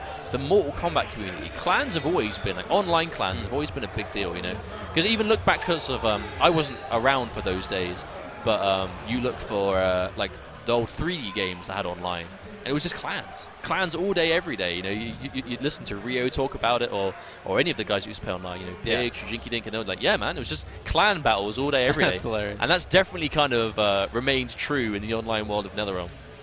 But now you've just got this sponsors. This is such a bad situation right here. This 4-2-1-2 is not actually plus on block, but he has such a fast down one afterward that there's a constant threat of him bringing it out after. The scariest thing about that is the OS as well. The Geras player can obviously OS say. I mean, maybe not so obvious, but you can OS a poke after that, because obviously -3 and a 6-frame down one is scary. It'll be a lot of stuff, or trade with a lot of stuff. So if he wants to go for like down one, flawless block, up two, because his up two is 6-frame ramming shoulder charge, one of the few reversals in the game that if you read a poke and you just want to flawless block someone's down one on a read, his down two is fast enough and reaches enough of the screen to launch them for it. So Geras has the option to do that if he really is confident that you're going to go for it. The character is very scary. Pretty good character. But obviously, a lot of that stuff is a bit higher level, right? You can't just pick the character up for 5 minutes and do that. So Destroyer, he's been playing Geras for a while at this point, you know, a good kind of 3 or 4 weeks. So not at all surprised to see him doing well. A good grasp on the character, it seems, but not collecting anything today, it seems. All right. Moving on to the next one. This is going to be Station versus the Magician. I haven't seen these guys in so long. No, yeah, for sure. Magician and okay, so this is in winners semifinals of the pool. On the other side, I mean, the bracket isn't updated, but I assume that SonicFox is going to be in that other side. It's a fair assumption. Seems like a safe bet. But obviously, Station, we know I believe he's a Canadian chap, Flash player in Injustice 2, and a Magician. I remember we saw we saw a lot of him in MKX. You know, he was a big Tanya fan back in the day. I believe he's playing Liu Kang in this game. I think Liu Kang is another one of those characters that is kind of popular, but also kind of not. I think that he's just a very averagely played character right now. You know, we don't see him too much of him, but the Liu Kang players we do see are quite flashy, right? You know, you've got Silvereye, you've got Ninja Killer, obviously Zyfox is here, you've got Kaju, like the list goes on. The Liu Kang players that people know about for a reason, because they're very flashy, because they're very aggressive, because the character is naturally very rush down heavy. But you need the right kind of mindset to put that to use. And I think it's really fun to watch. I think Liu Kang is a really well visually designed character. Pretty annoying to play against sometimes, but yeah, definitely. Yeah, we have shouts to Heroes NZ, one of our local guys in Leicester, at Hyper Combo Leicester local, who's been playing a lot of Liu Kang. I feel younger players are well suited to Liu Kang because they don't want to defend. You know, they just want to be like. I'm just gonna like take away the jump back option on my controller. I just need forward. Oh, man, just give me 4 like forward directions on the D-pad, and then you're good. Well, I think that I heard Jackie as well. I think I heard Lou, but I believe I heard Jackie. Well, I mean, Station was a Flash player in Injustice 2, and the general consensus is Jackie is like the Flash of the game, right? That's what you hear from a lot of the players kind of online. Obviously, she's known for those kind of cancels. She's got those fast mids. Very strong character is Jackie. I think we'll see a lot of her this weekend, absolutely. I think you're right, yeah. Big damage in lots of different situations. I feel like it's very rare that she hits you and it doesn't end up mattering. Like, there's no incidental damage against the character.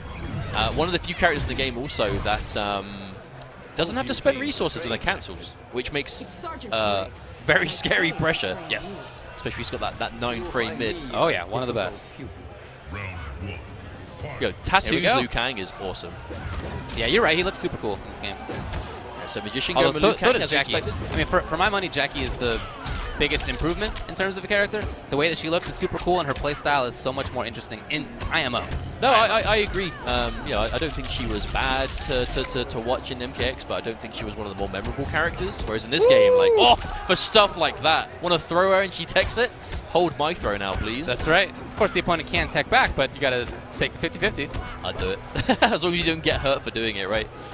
We can see it again. No, we don't. Ready. Dang, walked under. Okay, tried to keep it going, but not quite there. Now the corner situation. Out of there. All plus frames. Into the mid. Oh, the lows. That's going to be a clean punish. Gonna spend a bar on the bicycle kick. Oh, okay. Tricky stuff. Very ready. Station just grabbing him straight out. No shenanigans here. No. Oh, this is actually still not a great situation for a Magician. Nice anti-air. Yeah, that was beautiful. Beautiful stuff. If he had gotten hit, he would have been in big trouble in that situation. No meter to break away and a lot of damage potential by Jackie, but great awareness by Magician. Controlling screen. Better fireballs than many characters in the game. No, it's. I feel like Liu Kang has always kind of ticked that box, right? Yeah. He's always very aggressive, very rushdown heavy, but he also has access to some really strong keep away. Yeah, he does. Oh, okay. No confirm on the grease kick. Ooh, following in. Okay. That's huge. Crushing blow spent. Yes, he does. You're seeing a lot of Liu Kang players start to save that for the corner now because it gives him the huge damage. I believe he gets, like, if he wants to spend 2 bars, he can get like an optimal, like, 50% off it, I think, if he spends them both. It's tricky, though. One of the harder combos the character has. Neutral jump and then nothing out of it. Wow. Right back into the corner. You will see a lot of players go for like wake up neutral jump because there are so many wake up options in this game, and you know, if you're looking for a throw or roll, he did. It does mean he now has the crushing blow version stock. Doesn't even need it. Yeah, not going to need it at all. Magician's going to take that quite a clean game 1, honestly. I like a lot of his awareness. It was cool. No, he's just playing very clean. I know Magician plays a lot of online, so I know he's been playing a lot of kind of like Rai and a few other guys. Obviously, Silvereyes plays both of these characters, and I know that they play a lot online all the time. It's not at all surprised to see him ready for it.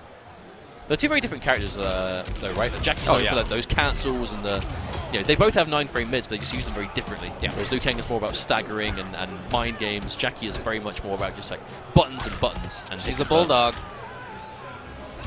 Doesn't really have ranged options in this variation. No, she needs to get in.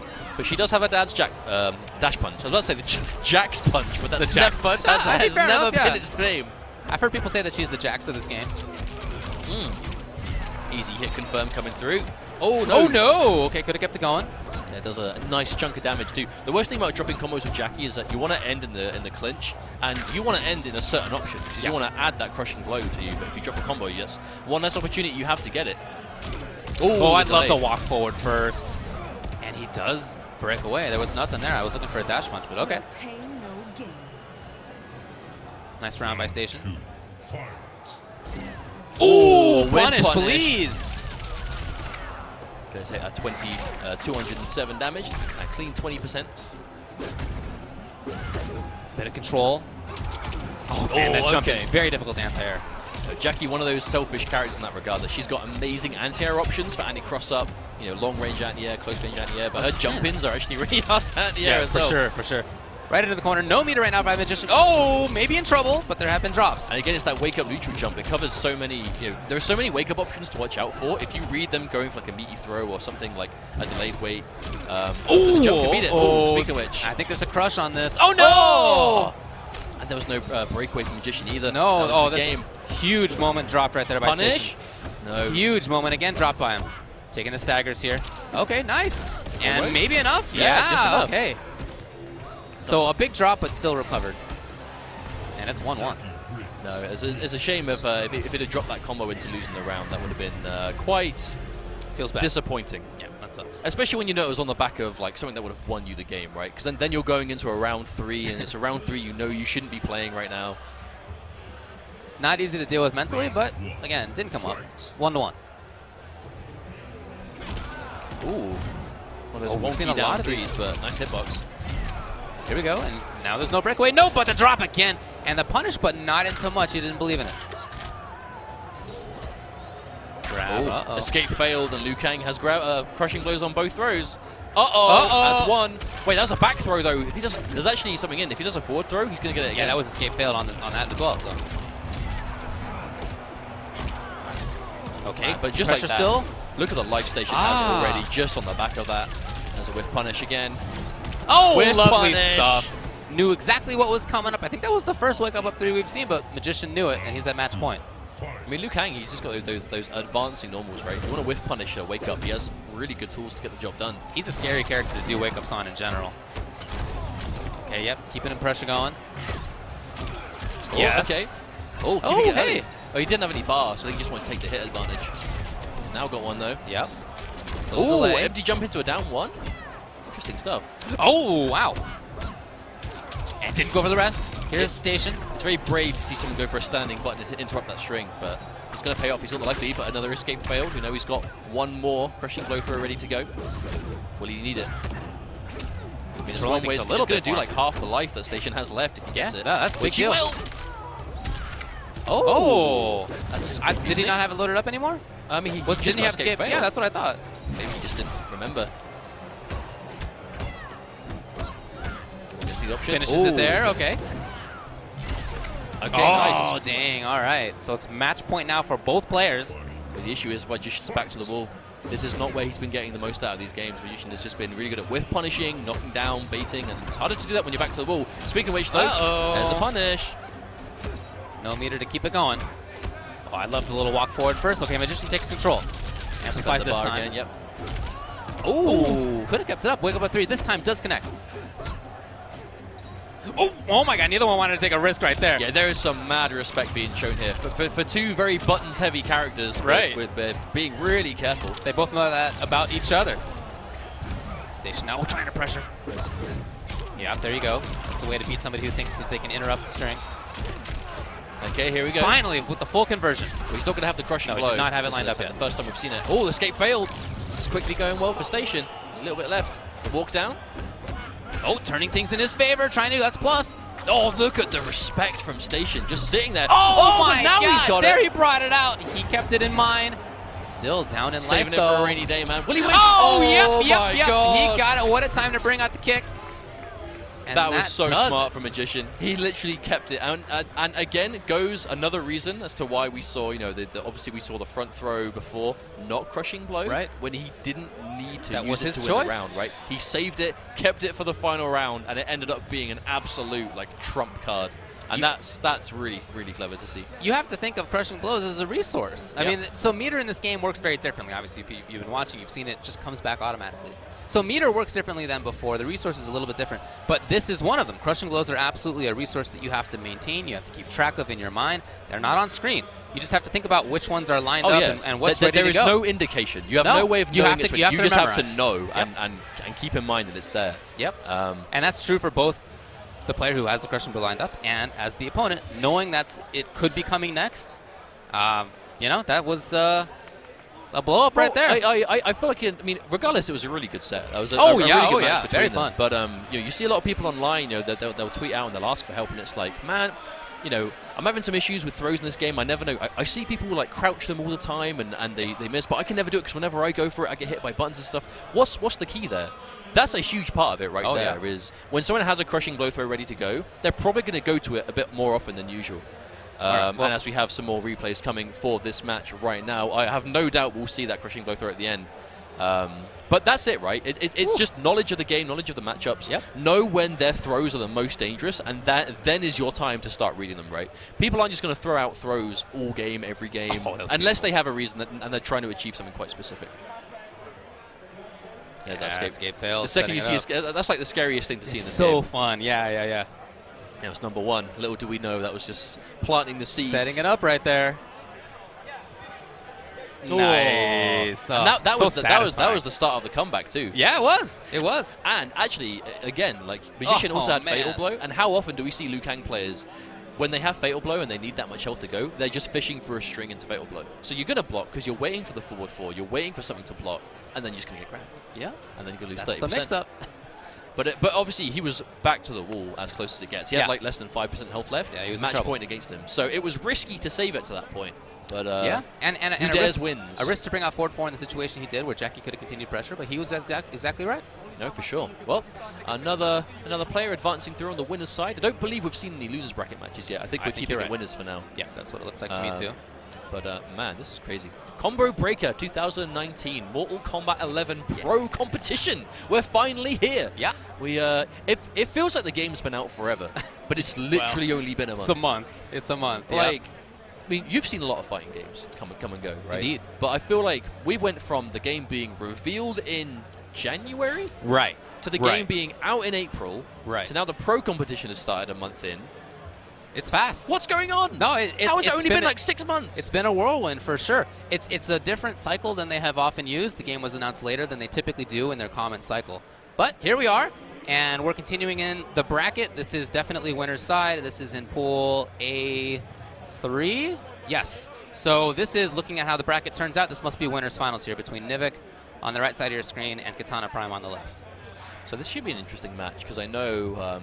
Obviously, Jade is a very slow character, very, neutral-heavy character. But Cabal has interesting answers to that, right? The Nomad Dash is... I can imagine Nomad Dash being a good answer to air projectiles if you can get underneath them. I wonder, yeah. But the problem is... kind of an angle that they take where that might be difficult at any range. But this was actually seen to be quite a rough matchup in the beta. And Jade had less options in the beta. She received quite a few changes from the main game. And the big thing is Jade... Jade's back 2 is like an incredible button in the matchup. Because back 2 is like the all-purpose whiff punish. Near enough every button Cabal's going to go for, back 2 is going to outrange. Obviously, it's footsie, so if you do back 2 yourself at wrong range, Cabal is just going to chew you up for it as well. For sure. I haven't really seen this matchup much in the full game. I have not seen it in the full game yet. I am quite curious to see how it pans out this time. Of course, both players have been around for a very long time. Nivek looking really clean earlier with that Cabal. And same can be said for, obviously, KitanaPrime's Jade. So, and yeah, that is what we're going to see. We can just hear him pick. I was about to say, I wonder if we're ever going to see KP go to Kitana in this tournament, but I generally don't think he is. Okay. I think he's just made up his mind that he is just playing Jade until further notice. Keep him with the Medenians, man. Well, yeah. Got to keep it on brand somehow. Yeah, exactly. A little bit, at least. Well, it's working out for him so far because he is in winners finals here. So he must have made it, through quite a few players in doing so. No, pools are beefy. The pools are beefy, yeah. There's like now late rage has been done and dusted, and obviously the tournament has begun. Obviously, officially over 800 players are in this tournament. It sounds like the match has started. Yeah, has the match begun? Or are they doing a button check? I feel like KP does he want to do button checks? I don't think so. But the thing is, does Nivek? And maybe Nivek does. If Nivek says yes and KP says no, surely the one that wants to takes precedence, yeah, right? That's typically how it goes. It sounds like nothing's happening. Yeah, so I guess. So I think it was a button check. Okay, good. Yeah, okay. Yeah, okay, I see. All right. I respect it. I mean, I'll be doing the same thing. My pool is at 3 o'clock. I'm going to try and scumbag everyone with Kano, dude. First to 2 boys, I'm going to play like There you go. Yeah. I'm going to play like my life is on the line. You know what I mean? Every jump will be a Kano ball. Or will it? What if it isn't? Yeah, all right. Oh, no, but I can say outright, Cabal has the Vest Cabal. The Coat Cabal or Revenant is definitely better. Vest Cabal, I think, is at the bottom of the visual pile. Look at it. Oh, dude, I like it. Yeah? Yeah, I like it. What about the coat? I don't need the coat. The coat is the good stuff, though. It's springtime, man. Who needs it? It's not enough. That's a cool-looking Jade, though. She looks so cool in this game. Like, Oh, what for sure. an upgrade. I think this is probably the coolest she's looked. 100%. Yeah. I feel they did a great job in this game at taking characters who I've always kind of viewed as like sort of throwaways and making them into very interesting personalities and looking great. As someone that plays Frost, I agree completely. Like, I honestly really respect that aspect of the game, too. Super Like, cool. there are a few characters that I wasn't really too into, but design-wise, this game really makes you a fan. But it's going to be a lead for KitanaPrime already. A small one, but in a matchup this range-heavy, a small lead is a huge lead in comparison to other matchups. That's how the character goes. You know, she whittles away, or that's what she wants to do anyway. So taking the glow. Oh my god! Ooh. That would have been so sick. That would have been the coolest conversion. Now that air-to-air is exactly the kind of thing Nivek's going to be looking for. We saw him a lot against Jer. Oh, keep it up. Ooh. Yeah, we went for optimals. Very Wake nice. up down 2. Countered it. Okay. Max range. We've seen some clean stuff coming out from both these Oh, guys. beautiful. And gets out of the corner. Lovely stuff. Great conversion right there by KitanaPrime. Yeah, Jade does deceiving damage very quickly if she gets a lot of opportunities. Those air glaives from a lot of ranges. Oh, there's that back two The again. wiggle. Yep. Wiggle stick doing exactly what it's designed to do. Oh, no. Ooh, okay. Actually, I feel like Nivek's going to spend a lot of this game trying to chase KitanaPrime, honestly. As soon as that glow is in play, it just becomes a lot harder. Anti-air, back two, and that's exactly what we're talking about, right? This was seen to be a bad matchup before the game was out, but it looked like a lot of the stuff that Torball would struggle with is still there. What a juggle. For very little damage, but the sickest struggle I've seen in a little while right there. Lovely stuff. Now, the use of the Fatal Blow is a way to at least stay in the game, but if you're KitanaPrime, I don't think you're too worried about the situation right now. Not at all. Puts you about mid-distance too. Yeah, there's a down 2. And one of the best down 2s in the game. The hitbox on that is wild. What are you doing? What are you doing? Okay. Third time's a charm. Third time's a charm. We got it. Ain't got to worry about it. I was just seeing a lot of downs at mid-screen. I was hoping I wasn't going to see a Mercy there. No, I definitely don't think KP is the kind of guy to Mercy in tournament. Especially if it's so against someone like Nivek. Yeah. Like Nivek's been around for a while. He's got a bit of that clutch factor. Now, do we see him change character at all? Because this definitely seems like a bad matchup, but to what degree? You know, because just because something is a bad matchup doesn't mean you have to swap away from it, right? Because at the end of the day, if you still play the matchup better than they do, you can still make it work. And keep in mind, he did get KitanaPrime into the corner at one point. He did it, and that's the point. That's what you need to do. Are you really thinking about Collector right now? And KP is smiling. He's like, please do it. Pick it. Go Yeah, on. or what does this character do? Cabal. Okay, Cabal. I mean, this is a tough decision. We said Still has before, a right? lot 2 out of 3 territory. Right. You do not have a huge amount of time. If you're going to change character, this is when you do it. There's not a lot of experimentation you can do. Just got to bring the serious stuff right off the bat. Well, especially considering that was a relatively fast. Aha! Okay. So that was a fast game 1. So I understand the hesitation. But Jackie from Nivek, obviously we know this character is very, very strong. Good at closing the space down. As you said earlier, I think that we're going to see her a lot this weekend. Wow. Okay. Okay, yep. Punish. Oh, and the range was perfect for that max range dash punch, which was where crushing blows. Slow approach. That's all Jackie needs, really. She's such a threat when she gets to about the 3rd screen. Well, it's strange because like Jackie in this variation has like she has literally no full screen presence at all. She needs to be in there. You're going to find yourself walking back into a lot of the game if you're trying to build that distance, and before you know it, you've walked yourself into the corner or nearby. Ooh, that must have been an error. No confirmed. Nivek looking a little bit shaky with this Jackie. He's getting a few options, but not really confirming them yet. Oh, interruption! Lovely, lovely stuff right there. That's some awareness from Nivek. No, but not the big conversion. I actually don't think we've seen any Jackie player do that combo yet. They're all going for it, but it's been dropped every time, unfortunately. Trying to make the approach happen again. He's got to stay safe. Oh my, no! Definitely on accident. And then the Fatal Blow, not dead, but still very bad position. There's that down poke underneath. Oh, here we go. This is a chance. Oh, man. Nivek with the opportunities. And if he had actually made good use of those opportunities, the round would already have been over. No, Nivek, he's been making a lot of good reads. Yeah, anti-airs were there, reads, but they the just issue haven't is been he just doesn't have capitalized the buttons. Like, he doesn't look like he's got quite the muscle memory. Oh, no punish. Oh, attempt on the anti-air, but the jump kick too deep. And KP completely running away with this. Oh, here we go. Into the corner. Oh, nice. Ranging out. Oh, man. Down forward, very strong. KP just keeping it slow. And again, Nivek has the knowledge that Flawless Block.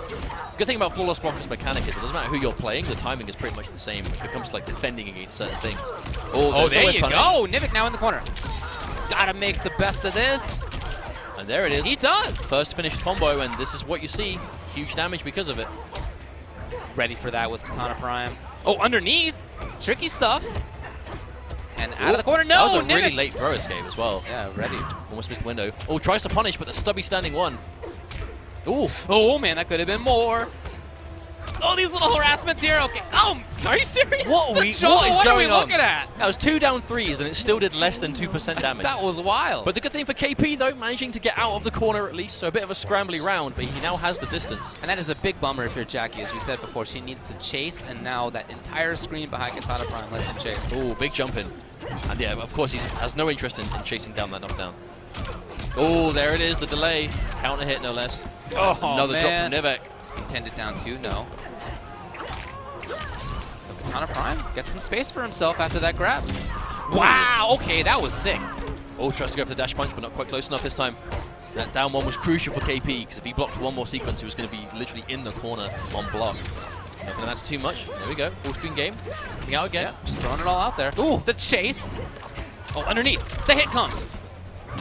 Oof. That was too late. Yeah. Funky scramble. This whole match, this whole game really has been very scrambly. He's got the fatal blow. He obviously missed it before. Oh! Okay! That's What not going to kill, though. No, it won't. And it is going to give KitanaPrime his. And we saw him against Redux reactions beforehand. Obviously, he just woke up with it raw. Does he do it again? That actually was a lot, though. Oh my god, what an idea to wake up with. Oh, no punish! No! If that had been a little earlier. But Nivek had already broken out and had already Oh, he's looking fallen. up the fatality, dude. All right, so yeah. Okay, he doesn't know the character. so that's a sign that he's not played much Shack. Absolutely. He's hitting the pause menu to look at the fatalities. And we saw, the knowledge that we saw from him in that game was definitely anti-Jade knowledge more than it was like pro-Jackie knowledge. Yeah, for sure. I think this is more of a... Cabal definitely loses the matchup, so he's going to take a character that he knows doesn't. even if he's not as comfortable with her. Like, right. the thing about the Cabal Jade matchup definitely seems to be a bit... Like, what is bad about the matchup for Cabal is quite easy for Jade to enforce. So even if you are a really strong Cabal player, it's still going to be kind of rough to get around, especially against a solid Jade that we know KP is. Of course. Oh, there's lovely. the footsies. There you go. We know Nivek has been really trying to get the most out of those advancing buttons on predictions of projectiles, so if we're going to start seeing more of those back twos, the wiggle sticks. Oh, Nice. Oh, man. Probably could have had clinch. Yep, just gets the knockdown, right back to the zoning game. Oh, no, my max God. range again. God, that's so scary. Oh, but Out of the corner. Yeah, that was really good for KP. Get that corner side switch. Okay, nice. So KP has lost a lot of life because of that dash punch crushing blow. Other than that, he's really controlled things. But it is still territory for Nivek to win, unless he gets a big whiff like that, and again, KP. Oh, very nice. Good patience right there by KP. Now he's got the round. He's got match point. Only one crushing blow used on Nivek. He still has a lot of the resources, but KP... The big thing about this is just the distance. I feel like KP spent a lot of the other game just straight up running away and only running away, whereas this time he's sticking out more buttons, right? He's trying to anticipate Nivek coming in. Moving forward a little bit more. Oh, here you go. Rolls into the corner. What do we got? It's breakaway, of course, but now no defensive bar. Caught in the corner here. Not where you want to be. What a neutral jump, but he just didn't bring out the kick in time. There's the plus frames. Oh, we're going to see the delay into the back three. I like it. Both bar spit. More pressure. Interrupted. Wow. Count a hit. gutsy take. Oh, that must not have been intentional from Nivek. And double down 2 combo. Big damage coming through. There you go. Yeah, I think you're right. Maybe was thinking about amplifying and got interactable instead. I don't know. Whatever it was, KP ends up taking it. And as we said, I believe that was winners finals, so that should be KitanaPrime qualifying in winner's side out of his pool. Nice, well played. Nivek looking a little bit ropey on that Jackie. I think he had, it's like you said, right? He had knowledge on what to do about the matchup, but just against Jade. Yeah, for sure. Just not really the execution. Yeah, I think, which is what can happen. You know, when you bring characters to an event like this, and obviously you're not expecting to have to swap off at certain points. It's month one. Yeah, it's month one still. I mean, it's tough to have everything down pat. We're going to take a look at the match here as a replay. A lot of great control by KP, and then what I liked as well in the last round when we get to it, very nice change of pace. Yeah, you can see why this matchup is tough. A lot of control out of KitanaPrime's Jade. So the switch came to Jackie. And, as we were saying, I liked a lot of the decisions that we saw out of Nivek. Okay, yep, there it is again. Oh, my God. Oh, my God. How many times? I think you only got one crushing blow per game. I want to say shouts to the replay guy, because you're going to have a field day with this game this weekend, dude. There's so many hype moments in pretty much any way you see it zoom in and bone breaking, it's probably replay worthy. So just keep an eye out, and that'll be the one. And there it is, that whiff punish. And it came on the back of this, right? Oh, I actually like that from Nivek, though, because he didn't want to not breakawaying immediately is usually risky, but Jade's Fatal Blow is so slow, you're not typically that worried about it. Because like it's a lot harder for her to. They sped it up now, so you know, on launch it's a lot faster, but it's still slower in comparison to other ones. So if you do break away and you're on the ground, it obviously still has that heavy recovery. So with punish from Nivek came through there, but didn't matter in the long run. Nope. So of course KP got it. Okay, yeah. So we're gonna go over to what I believe now is SonicFox versus Magician in winners finals of the pool, if I'm looking at it correctly. Yeah, winners finals of the pool. Not really too surprising to see SonicFox manage to make his way to this point, of course. Yeah. Going into this with that Aaron Black. I do wonder who he's going to be playing, though, because we know that SonicFox has Aaron, Gearus, Jackie. I feel like they really are the premier 3. He's been kind of messing around with, like, Noob Cybot at Summit and Raiden, of course, on his stream. And Shao Kahn, actually. He's been a big He's been a big believer in Shao Kahn. That's right. I do wonder if we'll see that for any reason. Of course, you know, SonicFox tends to have pretty out there opinions about characters, but you know, he never says stuff for the sake of it, right? He always thinks things through. Yeah, but he's coming at it from a different angle than anybody else. If you can react to Sub-Zero's overhead every single time, then yeah, it's not that great. Or if you can react to Slide every single time, then it may not be that great. But he can do that, and that's not like a common thing. So I feel like his takes on characters are informed by how strongly he himself plays. And, you know, maybe that's a consideration in terms of a character's strength, but that's just not something that many other people can do. I think it's very interesting to look at it, because even though, like, historically, I feel like this has happened before, that SonicFox has, you know, put out a tier list. He did the same thing for Injustice 2. He put out his top 10, and there were some wacky picks in there. Darkseid was in there. Yeah, Darkseid, Bane, Robin. And this was at a point that the community didn't really know what to think about the game, and there were some of those characters that were just like, absolutely not. There's no way this is true. But it's a good way, and especially now looking at SonicFox's tier list from this game, is to see the game through his eyes, right? Yeah. And if that's how he sees it, that's super interesting. Sure, for sure. Because he's the guy winning, right? He's the guy that's the most successful so far. So I think even if we disagree with some of the things, it's worth listening to him. You know, worth hearing him out. It's going to be Aaron Black versus Liu Kang. SonicFox with that Aaron starting. Ooh, what a start. Dropkick. Interruption comes. Okay, so Magician's going to have to switch things up. Dude, the control. Magician, though, playing it slowly, feeling comfortable. Wow, okay. The whiff. The whiff! Now, that matchup knowledge is insane. Yes. Obviously, if you block that forward 4 from like anything but point blank, that is going to whiff. Oh, there we go. But that was consistent, right? It's definitely not a random thing. No, Fox, like, he knows the range to stand at for that to work. Yeah, he's a pretty good player. And in trouble is the Magician, just like that. Oh, dropping the last hit, but at this point, I don't think it even really matters, and that's going to be a clean round 1 for SonicFox. Yeah, and a bad position as well for Magician right now. Fight. This is a wow. Oh, man. Oh, no! He walked forward so far first. Every single button has been on the money right now. Man, it's just like demoralizing to play against SonicFox. That's 4 out of 4. Yeah. We're going to see 5. Every option. 5. No, how many times? I don't know what to do either. Back 2. Oh, down 3 under the knowledge. Oh, punish. Could have. Didn't quite get it. Wow. And that is going to do it. An absolutely dominant performance by SonicFox in winners finals of the pool.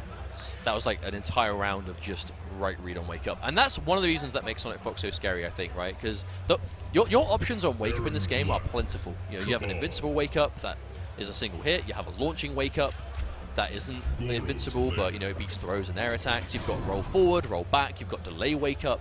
So if you're reading someone's wake up every single time for like 5-6 times in a row, chances are you're pretty good at reading your opponent. I would say. I think the game agrees with you. I would say. So it's a switch now over to Cabal. I wonder if you noticed that SonicFox was interrupting the string. It was just like, enough of this. Switch characters. And there it is again. Uh-oh, it's happening again. No, it didn't. Oh, I think you just realized he's just gone to Cabal as well. So yeah, Cabal. Away from Liu Kang. Yeah. Okay, the cancel. Mean streak variation. Okay. Threw him out of poke as well. SonicFox trying to get in the way of the dash cancel frame. It is dangerous, though, as you notice he has no defensive bars. Yeah, for sure. That's one of the dangerous things about Cabal, is obviously using defensive bars in what the variation is built to do against a character that, you know, has very strong wake up. Okay, the mix-ups are working out, though, and he's got a defensive bar back. Oh, all right. Just didn't expect the meter burn, I suppose. Oh, nice. Already starting to check it here, SonicFox. Knockdown and then back to the stage control. There is. Well, I was about to talk about the Fatal Blow. Doesn't end up mattering. And then because he had used the cancel, he had no breakaway, so it's match point SonicFox.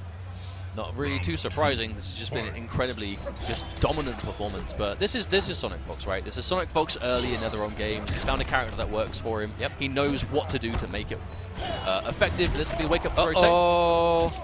Okay, man. He has really enforced the mix-up there. The breakaway, of course. Right back into the mix, though. It's not over. Wow, the whiff. And nicely done to take advantage of things. Immediate breakaway, though. That's the scary thing about Fox, right? He always has his defensive bar. So if you actually finally open him up, chances are he's going to break away straight away. Wow, I feel like okay. that could have been a conversion. Let's see. Oh my God. Okay. All right. Interruption, cutting it early. Oh, for the he acid. rolled into the dip. No. Oh, no. Oh, He rolled into the dip, and that is it. Oh man, the second Cabal is just like, this is my home, the green, I want to live there. Embrace me, pool of acid. And SonicFox could be winning his pool to no huge surprise. No, yeah, I think that's what we're all looking for, SonicFox to make it through, and that's exactly what happened. We also saw that KitanaPrime won his pool.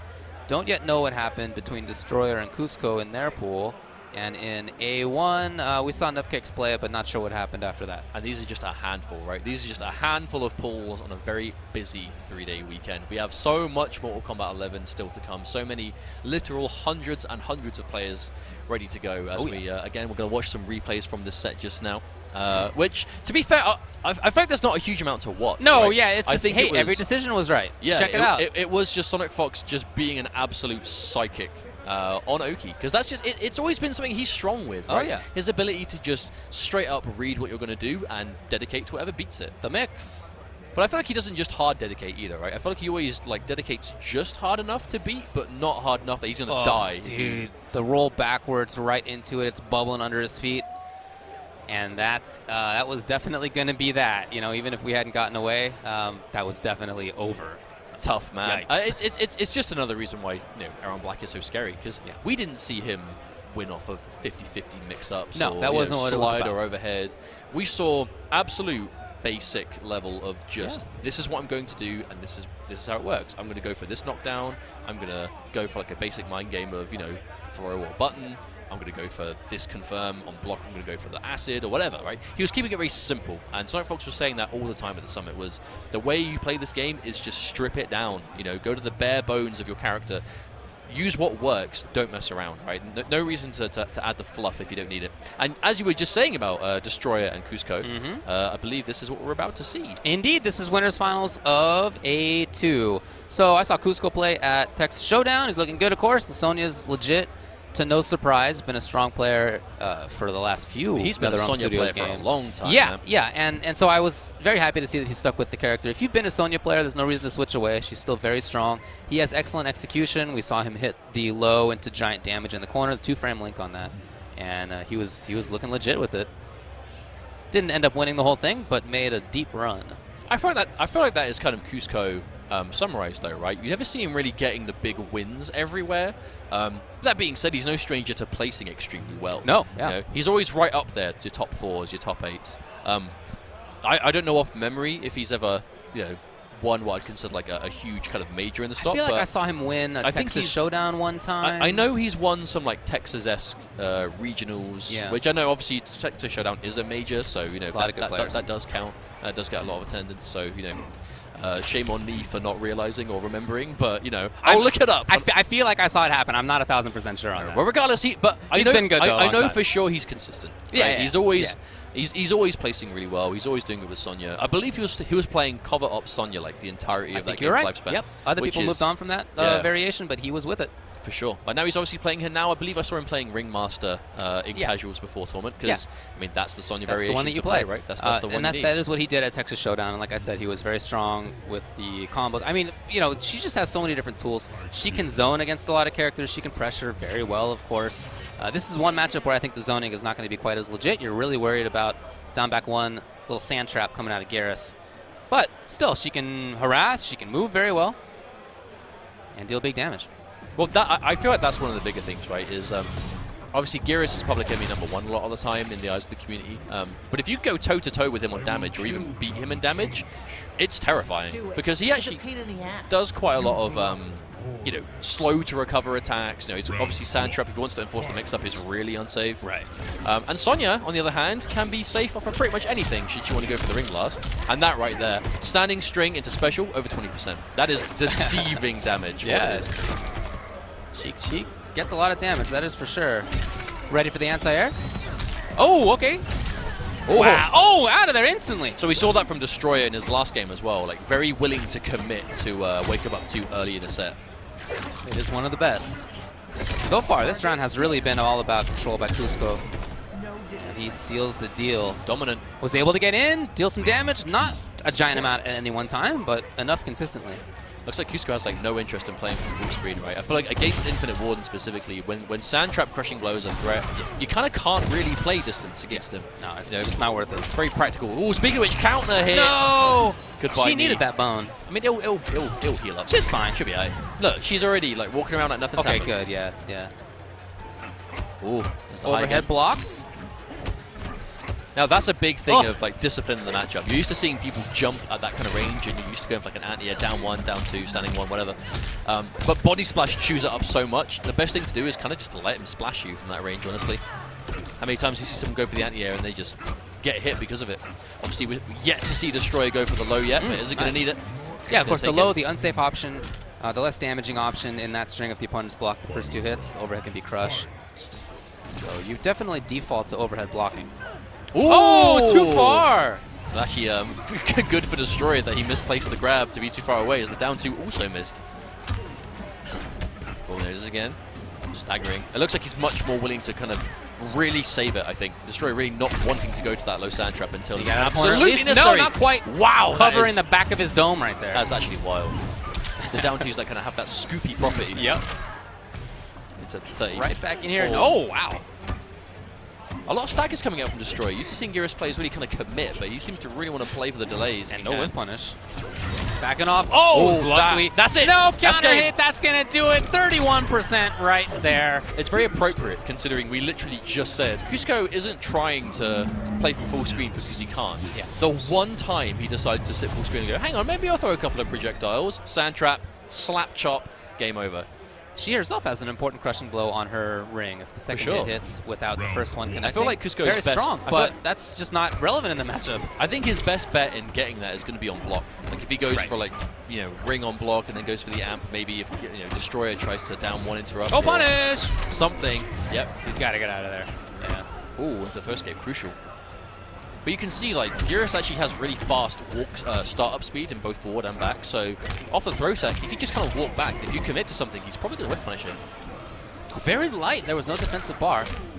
Didn't want to take the risk on the full string there. Oh, whip punish comes! That was clean. Back 1 start, and really dish out the damage right now. There's no breakaway available. Nice and easy. Why not about 40%, 38? Good block on that low from Destroyer into the reversal throw. I think maybe if anything was just trying to get out of the corner, and there it is, that chip damage. You saw it right there, but there's a mechanic now in MK11 where there's a chip avoided and then a last breath. So you can avoid dying from 2 hits a chip. Which is really strong in Mortal Kombat. It's great. yeah, it's the first time that's existed in an MK game. Yeah, it took the community a little bit of time to really adapt to that. Honestly, huge change. Yeah. But, you know, people seem to be enjoying it so far. Wow. So wake up standing 1, I like the read from Coosco. Oh, the delay. And ready for the throw as well. Really, really good defense right now. Okay, follows in, breakaway, of course. You cannot afford that damage against this character. So we're seeing Destroyer really delay. Oh, and for the first time, he goes for the sand trap. I mean, he has the life lead, so even if it was blocked, maybe not the end of the world. Big neutral jump though, and this is what happens. Does he have the life lead anymore is the question. It's going to be close. Yep, he's going to go for the ender, the same Very one. slightly life lead still, but oh, man. Good thing about that ender is it gives good Oki, I think. You know, if she's nice and close, you get a nice amount of advantage. A splash. Oh, again! Is it enough? He's been saving it. Not. Oh, punish! That could have been a lot. That could have been a lot, too! Oh, now the good thing about Geras is like forward 2-1-2 if you go for it on Oki. He moves himself so far forward, it's actually really hard to chase him down. If you roll, if you commit to the whole string, he just moves so far. Yeah. Big down 2. Destroyer now. One round away. Taking the set. Oh, punish! Yes. Excellent up 2, but punishable. Both of his options are. Oh, keeping it meterless. Like that. No defensive bar available for Destroyer though, so a big deficit. Ooh, oh, that's punish. huge! I think it was Destroyer opted to go for the Not empty breaking. jump as well, so the down 2 whiff completely. Oh! Oh, wow. Funky choice at the end right there. I believe that's just 0 if he does nothing, so no advantage there. Oh, the low connects into the takedown. Oh, a throw. Here we go. Dangerous territory for Destroyer, but he has the fatal blow. Coosco pressuring. Oh, ready for the anti-air. That put him at the perfect spot. And going back to character select here is Destroyer. Of course, in tournament mode, on tournament stage, you don't have access to the restart match. So you go back to the character select, I guess. Honestly, I actually quite like this though, because obviously there are a few changes in this game in terms of like tournament format, right? So obviously it's 2 out of 3 here. Restart match has been disabled officially in the rules. Yep. So if you do want to, have that time, you kind of have to let it rot, or go to fighter select, because it's a way of on your own time dictating the ability to actually give yourself time, right? It's going to re-random the stage, so if you're going to change the stage, you may as well. But in a 2 out of 3 format where it's important to be able to think and make those decisions based on what am I going to do with this last match coming, as this is now game 3. The winner of this is going to be moving on in winner's side. Give yourself the time, man, and you can't do it through the way you used to. So just go to the player select and take it there. Try to whiff punish the Destroyer, but it was too far enough. Yep. Wow, Ooh. jump kick is actually very strong from Garrus. Especially if they're waiting for the body splash. You're used to seeing a Garrison just the splash will come, but then the jump kick just has that different angle on it, more priority. One of the best air approaches because of those 2 moves. Okay, rolling. No. The good thing about rolling someone out of throwing someone out of a roll though is they've lost defensive bar. So if you hit them, which he's not going to get the chance as the wake up buttons comes through from Coosco. Oh, he may have been looking for a wake up. Oh no! Oh, the damage. And what does he do here? Living just barely. Wow, tried to move on wake up, but no, it was the sand trap as a meaty, and that does it. It's match point here for Destroyer. All down to that final crushing blow though. Destroyer, he's been doing really well at holding onto them so much. We saw him in his first game, he was kind of really fishing for them, but not so much here. This is where the low gets into big damage, but out of there with the body splash, as we said, one of the best. So now, much more harassment with the down back 1 sand trap, which leaves him point blank, super strong. Good throw text coming out. Oh, here we go. The back one. Gotta get out of there. Yeah, we're starting to see Coosco. Uh-oh! The dash the cancel, yes! Optimal damage coming through here. That's what I'm talking about. Chunky damage. And still in trouble, trying to get away. He wanted to wake up. Safe. That entire sequence was lethal from Coosco. Wow, okay, so there was 1 breakaway in the corner, and then after that, his life bar was deleted. And it's still not back either. No, that no, it bar takes is forever. Still coming up. It takes forever. You have to be sure that you're breakaway. Ooh. Oh my god, he did it. Destroyer is starting to play very dangerous here, but it's catching Coosco off guard because he's just not ready for some of these buttons that Destroyer's sticking out. He only needs to win 1 round right now. He can bring out the wild stuff. Yeah, for sure. Especially with the amount of crushing blows he has stocked as well. Yes. Coosco has to be very careful. Because to be fair, he's playing Sonya. He still has a few left himself. Oh yeah. -3, the down 1. Oh, it catches him. No confirm, but he's just going to go into the big punch anyway. Yep. No optimal damage, but it will give him a nice life lead. Oh, the dash up throw. Ready another for attack. it. Very interesting right there. Great awareness by Coosco as he's moving forward. Okay, the hit comes. It's not a crush. But Garrus gets the pressure if he wants. Out of the sky. Yeah, I had to get out of there. This is Overhead. so dangerous. That was a good block. Oh, the down 1 connects. Another one. Again. This is like Now death has to territory. chase. Oh, here we go. Breakaway. Absolutely right. Destroyer's being very careful, blocking the overhead. Oh. Okay, yep. We The haven't knockdown. There's still no defensive actions available. Coosco's starting to mix. Okay, Low. okay, keep it up. The Ooh. dash cancel comes. There's one more mix up here after this. He might be dead. He's dead. He's super dead. God, he got the full thing. Coosco does the trick, and he qualifies out of his pool in winner's side. Oh my goodness, Look the at it, damage. It's still going. It's still going. It's 57%. Hence why I didn't say he's dead. Super dead. Like very, very Super dead. dead. He is Definitely. like deader than dead. You know what I mean? Oh, yeah. That next step beyond. But Destroyer, he played it so well too, but Coosco, he saved the resources. That's what that exactly character why can you do. Yeah. That's the threat of that character. And once he had gotten into the corner where the overhead low mix-up is super real, you get the biggest damage as well. Man, he really made that count. That was like an entire life bar Yikes. depleted in like 15 seconds. Let's check out the replay here because there was some high moments in that one, that's for sure. The only bit I'm looking for in these replays is that final round. Yeah. That final round was just classic Sonya, right? Oh. And not at all surprised to see Coosco be the one to have that kind of like golden round. And there's that bait and punish on that up two. And that was the last time we saw Destroyer opt to go for that up two. Ever since he got punished, so you know. That's that conditioning thing, man. That's what it's there for. Man, that was just a clean match. That was really good. Notice he was just going for that raw restand. And that, here we go. That was the crushing blow, and then it was the meaty sand trap, I believe, right? I think you're right. Oh my God! Just another look. And then it was meaty sand trap. Yep, it was meaty sand It trap. wasn't even a counter here either. I think he just straight up got caught slipping. Yeah. And then this would have been that corner control. Obviously, that was Coosco just really just bringing this. The dash cancel right there. Again, that's a pretty tight link. Not easy to do. But if you're a Sonya main, of course, you're going to be ready for it. And that's a good keep up right there. Yeah, that's. I'm always impressed when I'm seeing somebody who gets a down 3 anti-air in that situation and gets a full conversion. Not easy, but you really have to have good awareness, and he does. And this here was the comeback. Oh, look at that deficit. That was a 50-50. He's already dead. He doesn't know it yet, but he's already dead. That was literally 3 50-50s back to back. But that was going to be the one, and because he kept the resources, he didn't spend the bar on the mid-screen option. He kept it meterless for the second. And actually, that was really well calculated by Coosco, because yes, he went for a 50-50 3 times, sure, but he decided to not spend any resources on them. He just went for the low. It was low, which is the safer option anyway. And then the third, so I think he went low again. Yep. But then he decided to spend both bars. He was then right. he decided to pull the trigger on all those resources. Ooh, man, all right. The fatal blow, just to have that little. You know, that little, yeah, little bit a on the end. salt at the end there. Man, that was so clean, though. But we have another match ready to go, up and coming. We'll find out who it is in just a few seconds. But now, we haven't seen Pool A1 yet. I hope that we're going to see the winners' finals of Pool A1. We'll see. Don't know what's happened in that. Maybe. We're doing, obviously, a handful of pools at a time. We are still very early days in this tournament, my friends. Yes. We have so much left to go, and this is merely day 1, and we're only a few hours in. This is going to be a good weekend, dude. Man, it's already a good weekend. I'm so hyped. I'm so hyped. We have the auction tournament today as well. That's always exciting. One of my favorite things about Combo Breaker, the Chicago Major, has had that auction tournament for as long as I've been going. I've never seen one in person. Oh, it's so cool. I've always arrived like as it's finishing. It's so cool. It's so cool. My favorite part of it actually is the bidding itself, right? The way that the scene gets into it is super fun. But you know, that's not right now. We still have one more match here in Pools A. We have seen SonicFox make it out of his pool. We've seen KitanaPrime do it in his.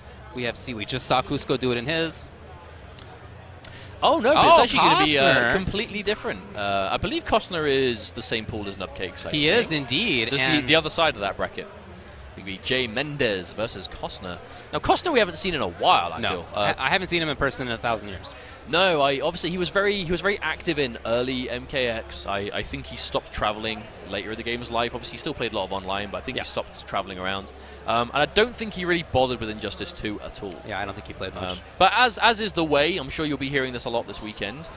He's back for MK11, as are so many of the players here. And if this is a taste of things to come for a year of MK11, like I am strapped in and ready, dude. Of course, jmendez. I recognize his name, but I can't remember where I've seen him play before. Yeah, same.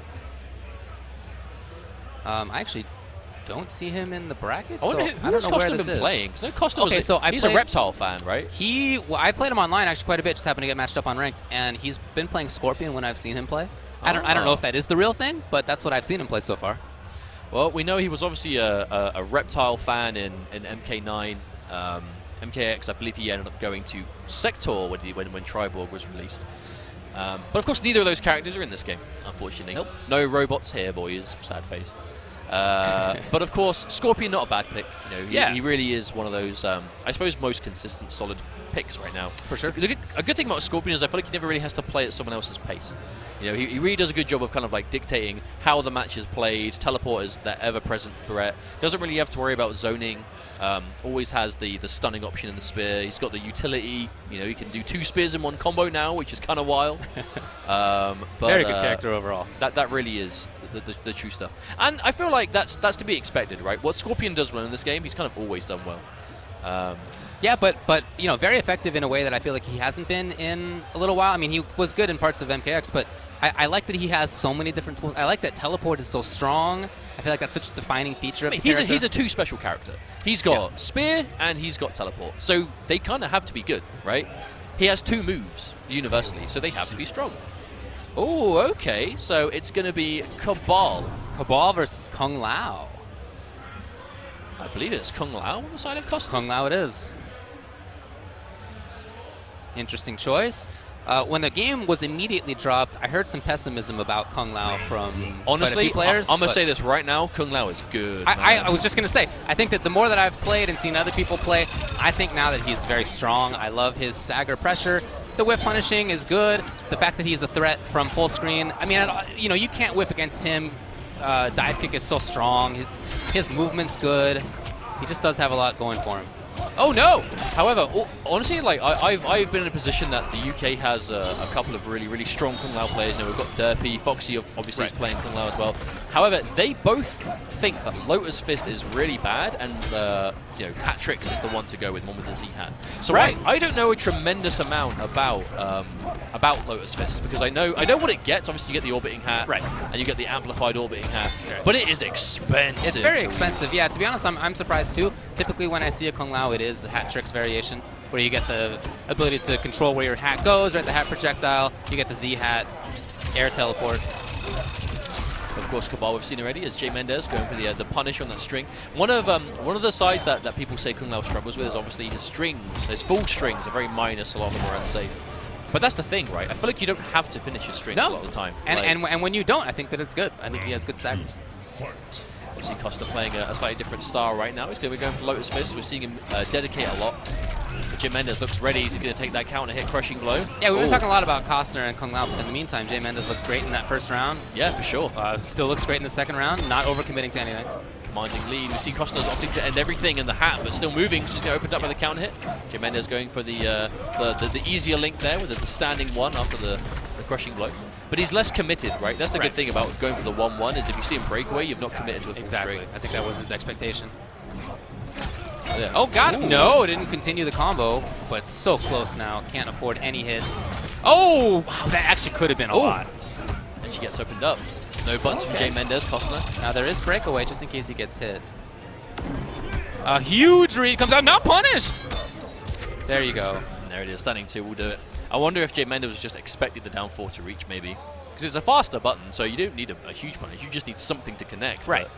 Not quite close enough. So that did not do it. Where's he going now? Sub and Thin Ice sub. So we previously saw Dead of Winter, which is the very mix-up intensive overhead, leads into amplified ice, into big damage kind of stuff, or into more mix-ups. This does not have amplified ice, so the overhead will only be the string itself. But it has other tools. You got slide instead. You have air axe, which is pretty useful. It's just it's a different kind of sub, but it's more traditional, I think. Yeah. Obviously, you have the slide, so you go under projectiles on reaction. Yes. It's a very useful crushing blow on the slide. Great crushing blow on amplified. Oh, speaking of which, heal to the dome. But Thin Ice, I feel like Thin Ice is the Sub-Zero that lends himself to more legacy Sub-Zero players. I know a lot of people we see that have played Sub-Zero historically in other games have all kind of gone to Thin Ice. And Dead of Winter is the one that we're seeing a lot of, I suppose, newer Sub-Zero players go to. But Cossner, going for that Thin Ice. Oh, what a read! Okay. Wow. Yeah, that was a full screen punish on a wake-up roll. Right. Oh, wow, okay. Interaction, out of there. Cossner will go into that breakaway regardless. Throw escape. Oh, big jump kick. That's going to do a lot of damage. Here's jmendez looking good. Oh, not bad for a jump in. 327. Oh, meaty forward 4. I like how jmendez is really making that his OP pressure, right? He walks at Cossner a lot on wake up, but it's always going to be a throw or forward 4. Oh, no! Oh, that was a huge big drop. Huge drop right there, okay. Now Overhead. chance. Again. Oh, and a hard read. Obviously, the damage isn't quite there in Thin Ice. Loading up. Oh, he had to escape. Oh, man, the little down one. That's going to be a match point now, jmendez. I do like more of what Cossner's doing, but that drop in the corner was huge. Unfortunately, jmendez is now already on match point. Jump. Big jump in. You can see the extended. No, he's not going to keep it meterless. Oh, restand mix-up. He's been establishing that forward 4 a lot. Obviously, the forward 4 grabs overhead, and he's just going for the low hook now. Starting to really go for those mix-ups. Now he has that 1 round left to take. This is the time to start pulling that stuff out, I think. Yeah. Okay, just the grab here for Cossner. He gets the corner. Well, a little bit of himself. I think he might have been trying to get the opponent out of the air. It didn't work. Oh, I feel like he read it and then got nothing. like Cossner was moving like that's what he was looking for, Right. but no punish. And there's the air saw. yeah. Amplified too, but nothing from jmendez. Oh, big He jumped over it? Are you serious? Jumped over back too? I didn't get a full punish. Oh, Okay. he lands on it. Lands on the axe. Back end first. I mean, this is a bit of a Hail Mary from Cossner, but it's going to slow things down. It's what he Lower some of needs that right life. Yeah, for sure. Problem is now jmendez has a fatal blow, so it's a bit dangerous. Instant jump and yeah, but nothing else. Ooh.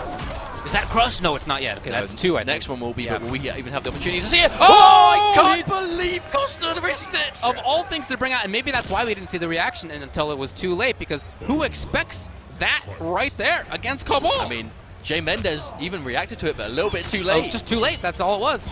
That Cossner. little instant. Oh, Okay, and here's that's going to do the crush. crushing blow. Oh, unless he didn't want to. Yeah, maybe he just wants to save it for a big damage cash out. Oh, big jump in. It's that instant jump air to air. Obviously, Cabal's got the buttons to convert. Ooh, wake up jump. Oh, not quite there. Oh, now Cossner managing to stabilize this match quite a lot. He escape failed. Uh-oh. Looking much better right now. That's, Overhead. That's 2 crushing blows that Cossner has access to. Oh, good tech on the back throw. Oh, it hit. Wow. Anti-air. I feel like there wasn't much Sub-Zero to do. Actually, unless Air Axe maybe would have kept him in the air. Oh, I wonder. I don't know. Regardless, this is going to be good for jmendez, bringing things back into the mid-screen. Cossner still has that slide. Yes, and it's a threat. And you see He's jmendez crouched. He blocking. does He does not not want to wanna- get touched by that. What an anti-air. Oh, he could have kept it up in the combo. That's it anyway. So Cossner does make the recovery. I think it's going to take players quite a while to stop hitting pause. Yeah, it's just reflex. Wait, restart matches isn't there? Oh. Yeah. Still though, that was a good turnaround from Cossner. A bit sloppy towards the end though, but I feel like that really is happening a lot today, and I feel like it will continue to happen. Obviously, this is the first pro competition event of the year. We have many more to come, but this is the biggest, by far the biggest combo break we've ever had from Mortal Kombat. So I imagine there will be a certain level of pressure that's adding up to these players. Absolutely. Oh, I like the movement right there, but didn't get much out of it. So there's 1 out of 3 that you need for the crushing blow. Ooh, big catch. And backing off, huh? Oh, he got him out of the sky. Literally just hooked right down. Only the second hit connected though, so a little bit meager on the damage. But I love that. That was so good to amplify on the way down for extra safety. There we go. There we see it. Okay. Nice mid-screen. Nice. Not bad at all. It's given Cossner a stable lead. Oh! He's almost lost it, but jmendez going to turn out the meterless restand anyway. Oh! Locks in time for the ice ball. Oh, big punish. Cossner forced a breakaway there. Cossner doing a lot of respect right there. Now we see fatal blow. No, patience. Oh, he brought it out! And it was a delayed media to jmendez, which means that he did not break the armor in time. That's going to be the round match point now, Cossner. It's going to connect. That's going to be it. Wasn't he getting his butt kicked like 5 minutes ago? He was, but the Sub-Zero pick is working out for him. I feel like jmendez, he looked a lot more comfortable against the Kung Lao. He did. Whereas this time, obviously, Cossner, I feel like Cossner's not really getting away with it all either. I think jmendez isn't playing badly. No. It's just Cossner's making some really good decisions. There it is, the delay. Escape failed, so obviously Bar's going to be looking for that back throw. Question is, does he hold on to it? Ooh, into the low. jmendez goes to those mix-ups again. Oh, no! He must have been sure that was going to anti-air. Well, not much of a punish at all. All right. that looked like the improv. yeah. Improv combo right what there. to do. Yeah. Oh, escape failed again, but same the other direction. That was actually really good from Cossner because Cossner went to tech the back throw. He went to tech the crushing blow one, but jmendez didn't go for it. Oh, well, I like the idea. Oh, restand hook to be safe. Oh, underneath. It's not the crush yet, but next one will be. Ooh. 1 down 4 at a time. That low slide crushing blow is getting a lot more dangerous. You see anything? Staggers. Oh, got him. Yes, it's enough. It's match point now for both players. Incredible hitbox on that forward 2 string too. It feels like every hit connects no matter what. Really good. Patience there. Got him. Oh, yes! There it is. Big payout. 34. Oh, caution. And getting away a little bit right there. Trying to keep it up. jmendez safe there. I like how Cossner's go for the down 4. So you're not going to punish that hook, but if you can at least get your down 4 and take your advantage. Oh, he, I think, was trying to punish it, just didn't get the frames right. Every time jmendez is moving up, he's hook 2, he's getting caught. Up 3. Oh, into the corner! He's still got that back, sorry, yeah. He's still got that back throw crushing blow, though. jmendez cannot afford to get hit by it. If he does, no, he's that's dead. it. Oh! Not going to kill quite yet. And backing off here. Has to respect the fatal blow, and you see he's not putting anything out. He came in with the 11-frame slot, and that's going to do it. Cossner ends up making it a complete comeback after the disastrous game 1 with Kung Lao. He switched to Sub-Zero and looked much better. No, well played. You know, we talked before about how stressful it can be deciding to swap characters in this game and in the 2 out of 3 format, but Cossner showing that still worth doing if you really believe it's the right choice. That Sub-Zero pick was looking a lot more stable, I think. Yeah, he just played it really well, I think. And jmendez, of course, we said before, it looked a little bit more comfortable against the Kung Lao. But again, it was just a good match overall. Yeah, nicely played. Nicely played. So Cossner, again, I'm not sure exactly what happened in that pool because I don't see jmendez's name in here, but Cossner may have made it through. We'll see what ends up happening when everything is unknown yet, but we'll see what happens. So you can keep your eye on the brackets yourself at smash.gg. Click on Combo Breaker 2019 and then Mortal Kombat, or whichever game you're interested in. Sure. Well, of course, but you guys are here for Mortal Kombat 11. You know, this is that pro competition first premiere event. It's been quite a lot of build-up for this, I feel. Oh, yeah. You know, the Combo Breaker is always such a highly anticipated tournament for the community. And this really is why. You know, the community consistently turns up. The game is treated with a lot of respect. Yeah. We have some replays ready to go for that match you just watched as well. But the event is just, it treats the game really well. Obviously, you know, the NetherRealm themselves come down, or we've already seen Tyler around. I have no doubt a few more devs are kind of hovering about. Yeah, they always are here, of course, nearby to Chicago where the game is made. 24-hour venue as well, so people are just playing games at all hours of the day. So it's just a really good environment, right? If you're an MK fan, this is the place to be. And again, we've seen loaded up there. I feel like Costa got so many, and there was that huge moment, right? Almost had it. Yeah, that was gigantic. Oh, that was match point for jmendez too. If that connected, it would have been over. Yeah, that's some unfortunate. He almost won this thing. Damn, I didn't realize it was that close, and there it is. He must have just been so convinced that was going to anti-air that forward 2-2. Some wild combos right here. I didn't even know that worked. That was crazy. And by the way, Costa looked to try and like stabilize it. I'm not sure he knew either. Like, you're right. Whoa, Yeah. That a hit? Yeah. Okay, what are we going to do now instead? That was cool. Man, and we're only just a handful of pools down. We have so much left to go. We have only seen the A pools, and it goes all the way up to J pools, so there's a lot. We've only just begun the day, of course, here on twitch.tv/NetherRealm, where you're watching the Mortal Kombat 11 Pro competition starting out. Well, we know that obviously this is the first time, I should say, that Mortal Kombat is a 3-day event. You know, we have enough entrants for that to be the case. You know, we have today, tomorrow, and obviously it all finishes as a main event game on Sunday. It is the last game of obviously this first pro competition event. But speaking of which, we are going to be going to a break. But before that, you may have noticed behind us, of course, huge shout-outs to Road Runner Records for being involved in this whole thing. And thanks to Gojira for the sale of their album Magma, one of the themes for the Mortal Kombat Pro competition. Stop at Combo Breaker 2019. But of course, those of you Road Runner Records fans out there, obviously, you know the way I look. I kind of am. I'm not sure if it was too obvious. But thank you very much, guys. We really appreciate you guys. And obviously, this is an official pro competition track. So thanks very much, guys. Make sure you go give that a listen. But from us for now, we're going to go to a quick break while we get the next stage of these matches up and running and ready to go. So thanks very much, guys. We'll see you in a few minutes where the Mortal Kombat 11 Pro competition at Combo Breaker 2019 will be back.